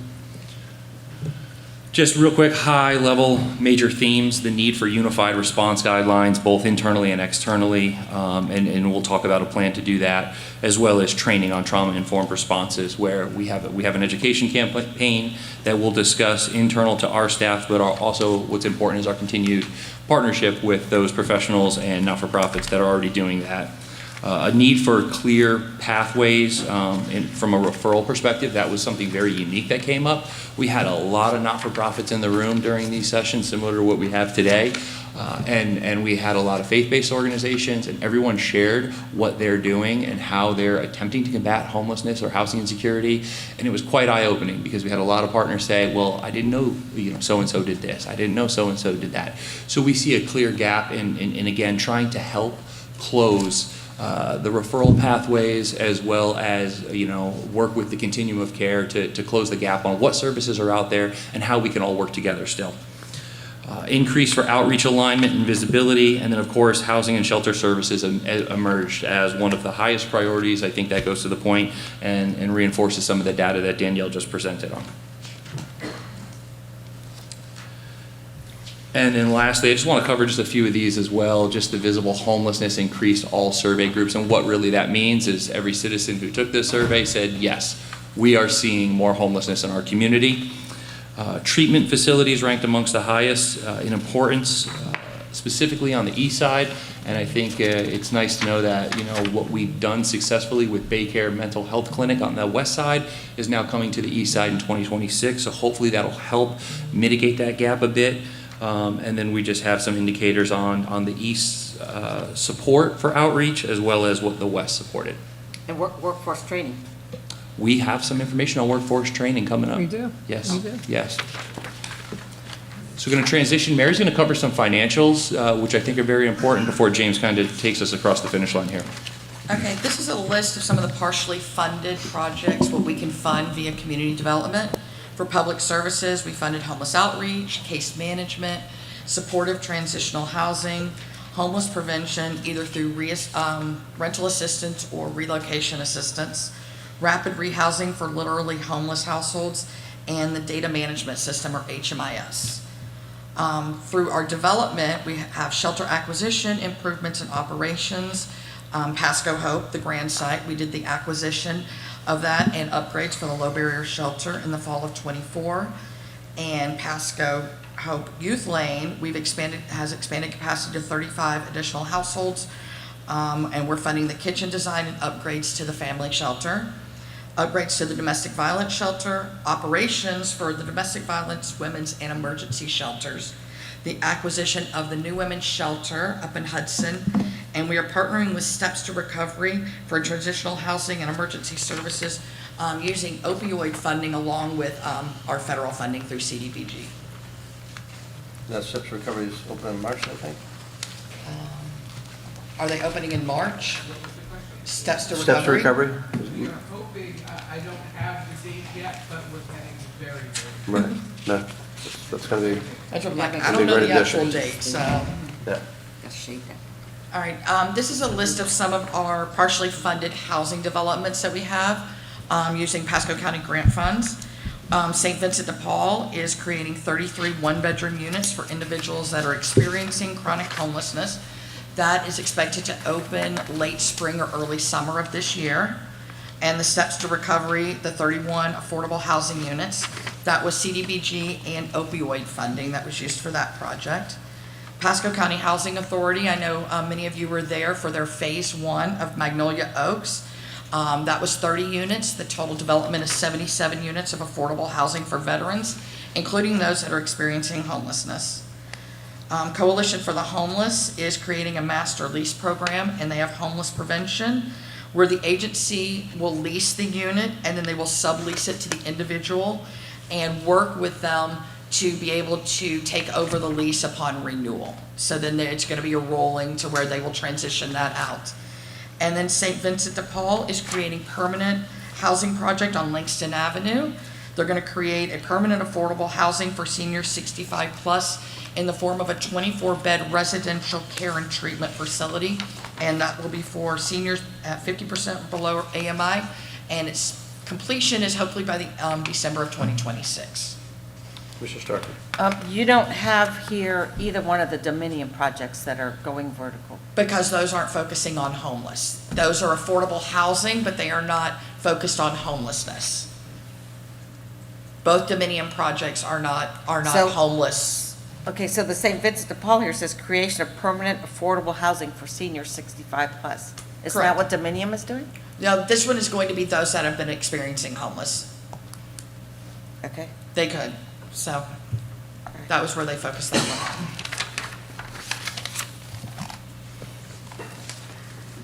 on. Okay, this is a summary of our homeless funding since 2023 for the county. You'll see the federal development is the largest piece of the pie on that one, and that would be either our CDBG, our home ARP funding, or even our ERA2 funding. We have our federal, which is our services, which is ESG or part of our CDBG. It can be 15% of our allocation.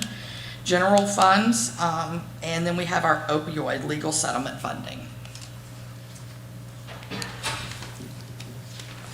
Faster than I am. This is a summary of our expenses for Pasco Hope. The county has put in $2,930,000, and you will see the breakdown with a large portion of that was the acquisition of the pallet homes and the trailers. Then second, we have our agreement with Catholic Charities to provide management and case management and relocation services for the individuals there. And then we will go to Youth Lane. And our biggest one there is we have the Catholic Charities agreement, but then we have the hookup, the services, and adding more of the trailers on that project. We do have a $1,956,000 reimbursement request submitted to FEMA. For that, there's currently not a timeline of when we should receive that, though. And let me stop you. Have we bought these trailers yet? Have we purchased the trailers? Have we bought these trailers yet? What trail? What trail? The trail, go ahead. So, They gave us. Chairman, the trailers were given to the county by the state. The procurement we had was for the pallet homes at the Grand Boulevard location. So,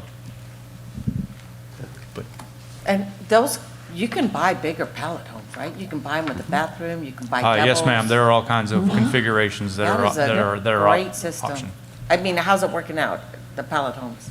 I think they can be sanitized, but again, it's the dignity, it's also the heat and the air conditioning and the Yeah. safety. There's a lot of really nice advantages. Yeah, so. It has a bathroom? The shelter, but you can get the them cottage with the does bathrooms, it. Yeah. Okay, well, again, back to the tiny home Yeah. thing Yeah. of, The graduated stepping.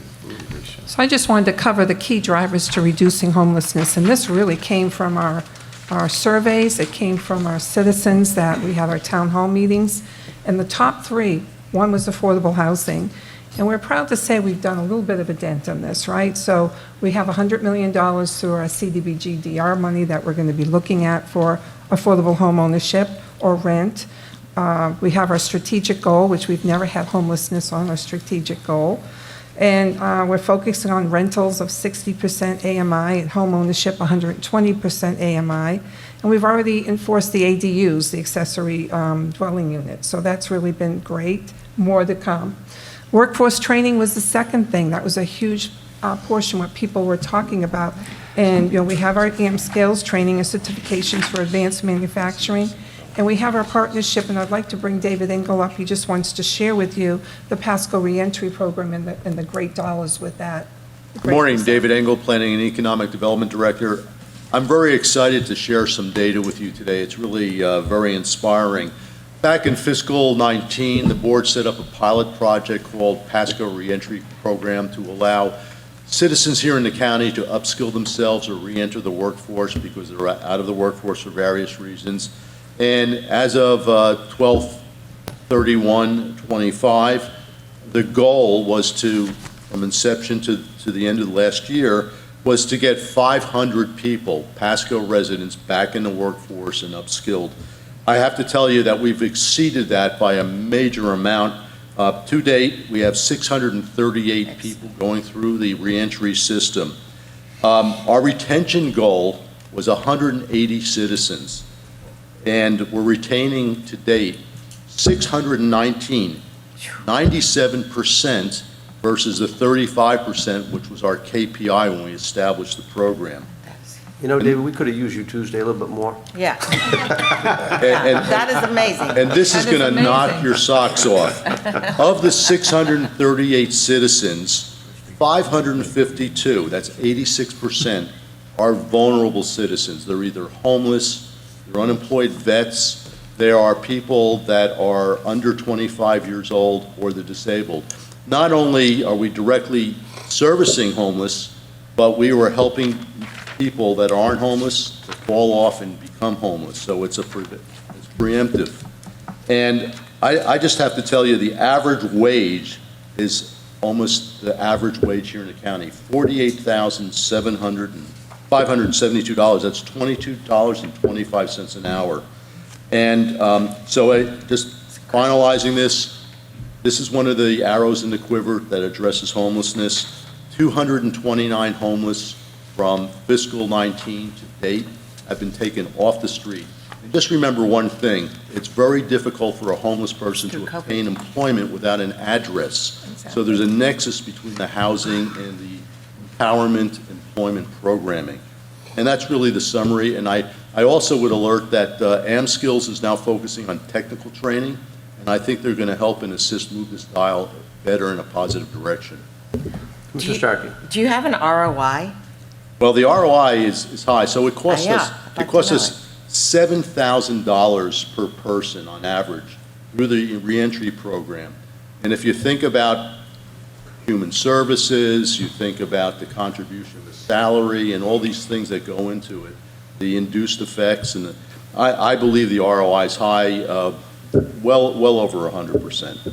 I don't have the specific ROI because I wasn't prepared for that today, but I can provide the board if you'd like. I think in the very next meeting, if possible, that we have a presentation, this same exact presentation with the slides for us to look at ahead of time, so we can look at it, because literally the debate we just had on Tuesday, whether to fund AmSkills or not, when I had 3 superstars in front of us, was a long, harder debate than I thought it should be, and the data that you just shown us now is actually phenomenal. And I want the board to see it, because there's going to be more asks coming up. And All right, I'll talk about that in a second. we'll certainly work with the administration and get that on the agenda. Thank you. All right, I'm going to ask you another question, too, with AmSkills for the future. Down at the holiday site, there's extra land that's tucked away, really can't do much with it, but it actually, I think, provides an opportunity for some of those homeless people to be able to live there, work there while they're getting trained before they make the move out. It's an ideal thing, just like with Metropolitan Ministries, where they go next. Well, if you give them a place to live while they're getting trained, and especially if they're homeless, there's a huge, huge win there. And I think somehow we could look at that DR funding for that, between its job development and its housing, and let these people stay as long as they're getting trained, and then if they get a job, until they can afford it, maybe it's like 6 months or whatever, before they're making that kind of money, where they can actually put the money together to go and get their own place. It's a perfect springboard to get these people up and going. And I'm going to tell you, with the homeless people that I say, from Leisure Lane, the governor's mansion that was built, et cetera, these guys, some of these people have skills, they just need a way back in. Well, it's a great idea, Commissioner, and certainly, you know, people need addresses to get jobs. If they're going through the AmSkills or Job Skills training program, they have an address to get a job and get an independent housing opportunity. So maybe if you would, get with Peter and the others, and let's go put a plan together, what type of housing would work there. Maybe it's 1 bedroom, maybe it's 2 bedroom, because you may have someone who's got a family that wants to go to work, and they're going to need a 2 or 3 bedroom place, so be it. Let's make for a mix that we can go, so we can take everybody that's homeless, families included that want to get themselves trained, give them a chance to get a leg up and give them a place to live so they can get the training they need, so they can be more sufficient and, very self-sufficient on their own, get their own place after that. Yes, sir. All right, thank you. Thank you. Any other questions? Thank you. David, you're awesome. This is great. We're very lucky to have both of these organizations, AM Skills and Career Source. I want to say great. I mean, David is just doing a phenomenal job. I think he's Absolutely. probably the only person busier than Mike Carbella right now. But no, what he does, the passion he's got, I want to just publicly thank you, Dave, for the effort you're doing. Your brilliance has always been there, but when I see now that all the activity that you do and the stuff that you make happen, Invaluable. just tremendous, so thank you. Well, thank you. And really, I'm going to leave you with one fun fact. On average, our run rate is to take 50 people a year that are homeless off the street into jobs, into housing, and we're hitting that run rate. That's awesome. Thank you. You're doing a great job, thank you. Thank you, David. The third thing that folks addressed was the mental health addiction treatment centers, and many become homeless due to untreated mental health and substance abuse. But we're proud to say we have our mobile integrated health unit for fire rescue. Thank you. We have the Bay Care crisis line. We have the urgent walk-in clinic now on the west side, which is killing the numbers. I mean, they were only supposed to be 800, and they're well over the 1,000 people mark, and soon to open the one on the east side. And we're going to be identifying more that we can definitely help with on that. And the other factors, you mentioned eviction. That's a really, really good project. Stopping eviction is cheaper than sheltering somebody later. So we want to work with DR to see if there's some sort of an eviction process that maybe we can do. And so stay tuned for that. Access to health care, unpaid medical bills. We got Strength and Community Clinic partners, Bay Care, Premier, and Good Samaritan, which are great to help with that. And then all of us, every single community partnership, we need to data share. We need to really get to the table, and that's what James is going to be working on in the future, is really bringing this all together. So I'll turn it back to James to close it up. Thank you, Kathy. We talked a lot about, we started off with philosophy, talked about what we are and what we are not, and wanted to discuss a few of the tactical measures and some of the actions we're going to take moving forward. We know that as we do outreach into encampments, rapport building is incredibly important, and we need to identify how we're going to make that happen. It can't happen from a stance of enforcement because it has to be trust building, and we're not there for enforcement per se. It plays a role, our code enforcement, our partners with the sheriff's office, but really to make outreach to those that may be reluctant to not naturally, their first instinct is to accept help. We have to build some rapport. And so we know we have to do that, and that has to be our mindset and our tactic and how we're oriented to build rapport so that we can, like Chair, you just mentioned the folks that just need an opportunity, right? That they have skills, they have the potential, and we need to make sure that we're offering them a real opportunity to get out of their circumstance. We talked about what we're not, and conducted that comprehensive review about our available services, and really at the end of the day, it's matching needs and resources. And in order to understand what our resources are, and sometimes it's necessary to understand what they are not, and where we find those gaps, we've got to devise plans to fill that so that we can match needs and resources, and the more we match needs and resources, capacity is a huge issue. Commissioner mentioned the affordable housing, and Mary went into detail about what's in the works. But at the end of the day, if we took every homeless person and rounded them up, we don't have the capacity to put them. And we know that that is an extreme gap that we need to fill. And without that, folks are going to remain unhoused. So that's why we have to have a systemic approach as we work towards moving the needle on this.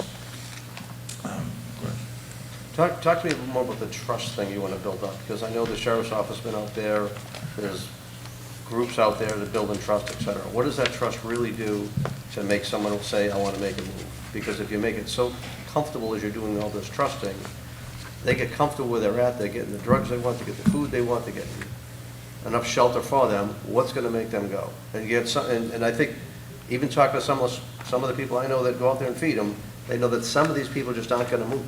They're not going to do anything, they're going to stay right there. What do you do with those folks? I think it's a great point, Mr. Chair, and if I could draw on some of my prior 3 decades of experience, we have to create opportunities to have positive engagement. So on the law enforcement side, if our interactions with the public purely were related to calls for service, that's largely not positive interactions, especially as it deals with the youth, right? So from the law enforcement arena, we have to create opportunities to have positive engagement. It's very similar, I think, with this population in that we have to create opportunities to have positive engagement, not coming from a law enforcement stance, not coming from a code stance, but coming from a service provider, where that's Met Men, our partners with the Coalition, Catholic Charities, whoever the partners are, right? Baycare is a huge, especially on the mental health side. And we have to go there, and because we talked about the effects of being unhoused and the psychological effects related to that, huge trust issues, and not to place blame anywhere, but just the reality of it. Those that find themselves in the situation may be suspicious of, and I'll use a very broad brush and say the system. So that when we go out and offer services, sometimes it's a slow process, but they have to have faith in what we're presenting to give them the confidence that we are approaching them to help them, right? And I agree, we cannot enable, because there's not a lot of enabling, that folks have to be motivated to do better. We cannot wholesale go and take everyone that's in a camp and displace them, because we don't have the capacity either in services or housing to do that. So as we increase both, we'll be able to do more. Let me stop you just for a second as far as that goes. San Francisco, we heard about their great navigation program.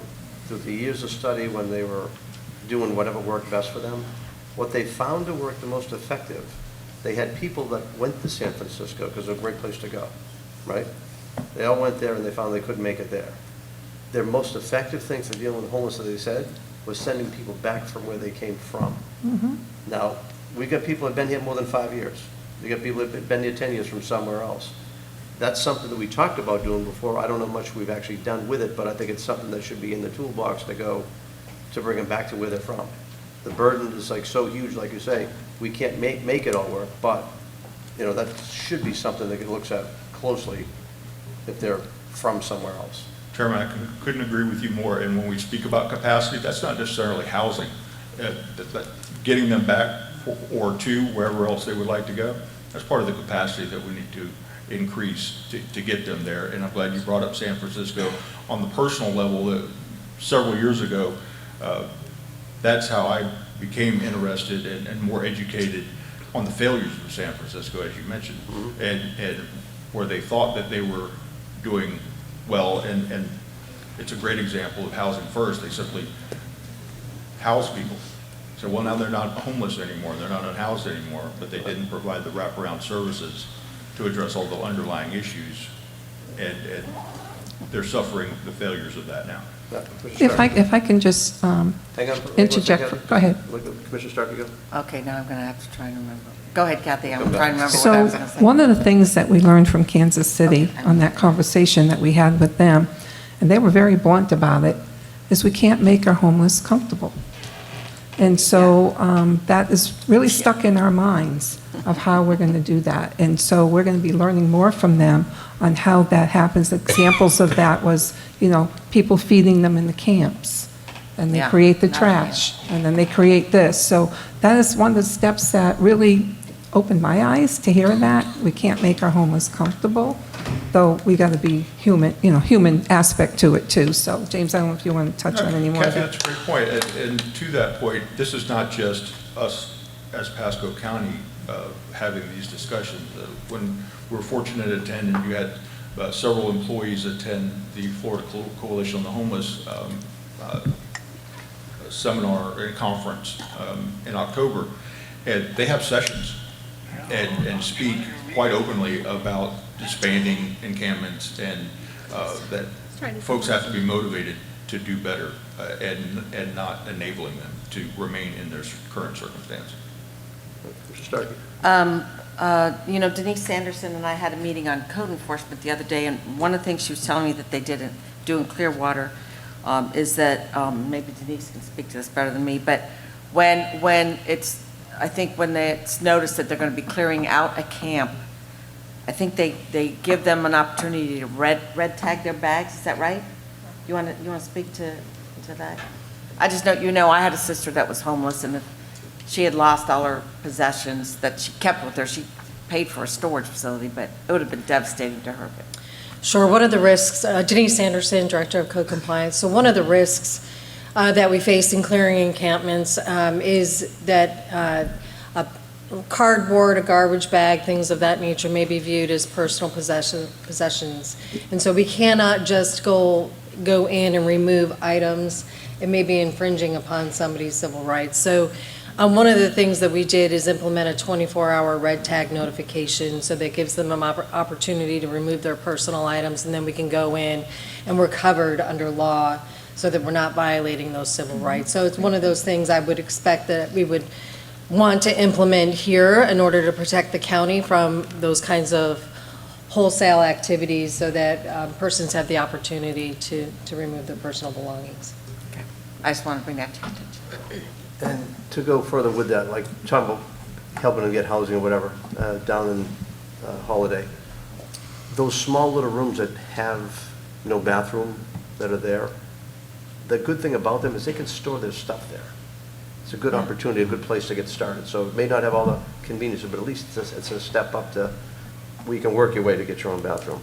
Kathy, I'm very glad you mentioned about being comfortable. And part of the reason that between crafting a panhandlance, which we had to change to a right-of-way safety ordinance, if people are out there collecting over and over again, and I'll give you a story. One time driving by the Hudson Library, going on Hudson Avenue, there's a guy that's out there. I see him out there, I want to say it's probably like 11 o'clock in the day. I come back down through about 3 o'clock in the day. It's maybe his girlfriend's now doing it. He's now sitting on a bench, in a clear plastic bag, 12-pack of Coors Light. If you allow these people to stay in those safety ordinances and they can get the beer they want or whatever drugs they're going to buy, and you continually let that funding source come in, they're going to keep on doing it. We've got to make them uncomfortable where they can't get that. Food is one thing, which, with all the trash that gets left behind in those things, we're going to spend money cleaning that up too. But when you're going to allow people to go work like that, to go get their drugs, beer, whatever, you're only encouraging that behavior to keep on going. So making them comfortable, I think is what we need to do. And it's got to go that way. I want to provide these options. Like, we've got some great things. I really want to explore this, especially with the AM skills, but the other things. There's great opportunities out there, but we can't just let them be comfortable with the lifestyle they got. Let them go somewhere else. I don't need that. I don't need them stealing, because if they can't get it one way or another, they steal too. It's just a big issue that affects the health and safety. I mean, Leisure Beach, you go in the neighborhood, they're scared. Like Christmas time, they had people going through the neighborhoods picking up packages, et cetera. Yeah, and I know you tried to work on it, but on it. it's an issue. So bad things are going to happen if they're able to live in the woods, get the drugs, or find ways to go do that. Chase? Commissioner, yes, sir. If I could, thank you very much. So also on that, when it comes to dangerous use of right-of-way too, I did want to let the board know that whenever we issue one of those citations, we also issue a trespass warning at that same time. So actually, while we were up here, I got a text from one of our corporals. So in December, they trespassed a guy after issuing a dangerous use of right-of-way ordinance, located him today at that same intersection. So he's actually, as we speak, on his way to jail for a repeat trespass after warning. So just to be clear on those types of situations, if we have previously issued those warnings, we are not letting them stay in those locations as long as we have contact with them. Have we ever given a warning to a citizen? Yes, sir. In fact, we received a complaint, I believe it was the week before Christmas, of an individual that was very unhappy that they had received a citation for trying to help a homeless individual. We were actually citing the driver and the individual. They were very unhappy. Actually filed a complaint against the deputy for that. So we told them that was, we are law enforcement. We will enforce the laws. And I referred them to Sonia and Colleen. And that's it. For a first-time offender, I'm okay with a warning rather than a citation, to go through that just to get the message out there. Maybe they didn't know. So I'm okay with giving them a warning, so let them know and let the word kind of spread that way. But definitely something we need to know. And keep spreading. Yeah, but certainly something we do, and like I said, we actually received a complaint on one of our corporals about that, so definitely. Mr. Chair, it's also a great segue into the last slide where we actually talk about the panhandling, the right-of-way, and some of the measures we're looking at taking. The first part of that is the educational campaign, and I thank Denise for being with us today and coming up and talking about those things. She's been really instrumental in bringing her wealth of knowledge and experience that they had in Clearwater, and Chuck also, in dealing with part of that educational campaign, understanding, helping our 4,200 employees and massing them and giving them knowledge and empowering them to understand what they're seeing and the ability to make change. But as we deal with the panhandling, this is part of the innovative solutions that we're referring to, because what we have done historically has not changed. We've kind of done the same thing, and to Chase's point earlier, they see them coming, they run off, and when the deputy leaves, they come back. And we're kind of in this cycle of that has continued. So we want different results. We need to do different solutions. And so we want to dry up the well. You know, we want to have a social media and hard signage campaign to discourage folks from giving to panhandlers, to your point. But also, it's not just a just say no, because people still want to give, so we want to give them an option. So we'll have a fiduciary that will serve as a recipient for those funding redirected, and hopefully we dry up the wells, right? Well, we dry up the wells, and the hope is that the more we dry the wells up, the less folks will come to the well with those signs, because the handouts will dry up enough. We're not going to eliminate everything, but hopefully they dry up enough that they'll have to find somewhere else to go. And if that's not in Pasco County, I think we're all okay with that, right? Well, let me say this, on US 19 especially, I've got about 2/3 of the coast, and on it, I've got probably 2/3 the homeless, right? And they're out there at the same spots all the time. If you're only gonna patrol it, and we've talked about this before, from 9 to 5, Monday through Friday, guess when they're gonna come? They'll be out there at dusk till 9. They'll be out there on the weekends. We gotta stagger our schedules to make it work, so they don't know when we're gonna be there, and they're gonna be discouraged. If you just go to a regular schedule, they get it all figured out, guess what? They're just gonna wait till you're not gonna be there. So you've got to change what you've been doing specifically. The ordinance worked when we first put it in place. It was great. We had a big surge, but then we changed to just a regular schedule, which I warned everyone of. Then it happened where they just go when we're not gonna be there. You've gotta get people working weekends, you gotta get people working at nighttime, you gotta adjust the shifts. And if they're not safe at night, that's when you work with the sheriff's office, with the corporal that we're paying, to go help do that too. You've got to stagger it. You're absolutely right. You can't do the same thing the same way and yet expect to get different results. But I think what we've got in place is phenomenal. It'll work. You just gotta change how you're gonna implement it and how you're gonna enforce it. Thank you for that, and also the importance of having the social media and the hard signage campaign, because that'll work 24/7. Yeah. It's not dependent on any one person. Anytime someone sees an advertisement or comes across something encouraging them to donate to our fiduciary instead of sticking money out a car window, that helps the process and helps move the needle. In closing,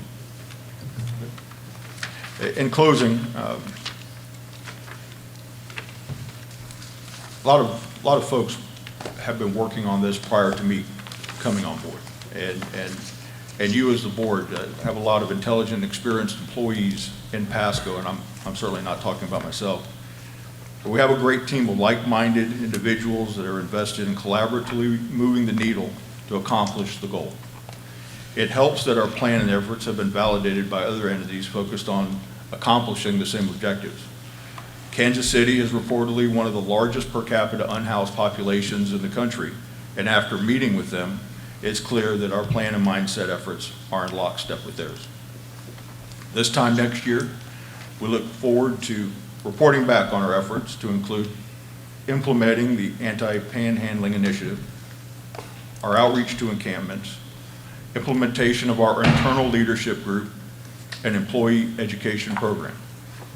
We will have begun our internal unhoused indicators to measure how we are moving the needle, and we'll have had an opportunity to identify gaps in services and capacity to develop a plan to fill those gaps. By focusing on the process, we will be able to work towards achieving the goal of making homelessness rare, brief, and non-recurring in Pasco County. Well, I thank you for your efforts and work, and I know it's a tough conversation. I will say the workshops that we did have were great. Thank you for all that were there and participated, and all the discussion about this all the way through. It's a big problem. It's not easy, but I will say from the workshops that we had, these conversations are great, getting information out there, having the discussion, looking at things in different ways, and we've got a lot of opportunities we can go do, and hopefully we'll just keep on working it as best we can. But I think we got a lot of good information out of today that we can keep on working with, and we'll keep on rolling. Did you want to say something else? Nope, I'm Okay. very excited that we did So this. we're about 46 minutes past when I would be here today, but I tell you that budget workshop was very important, very significant, but this is just very significant too. So thank you all for coming out here today. Thanks for participation. Let's keep on working together. Thank you. Adjourned.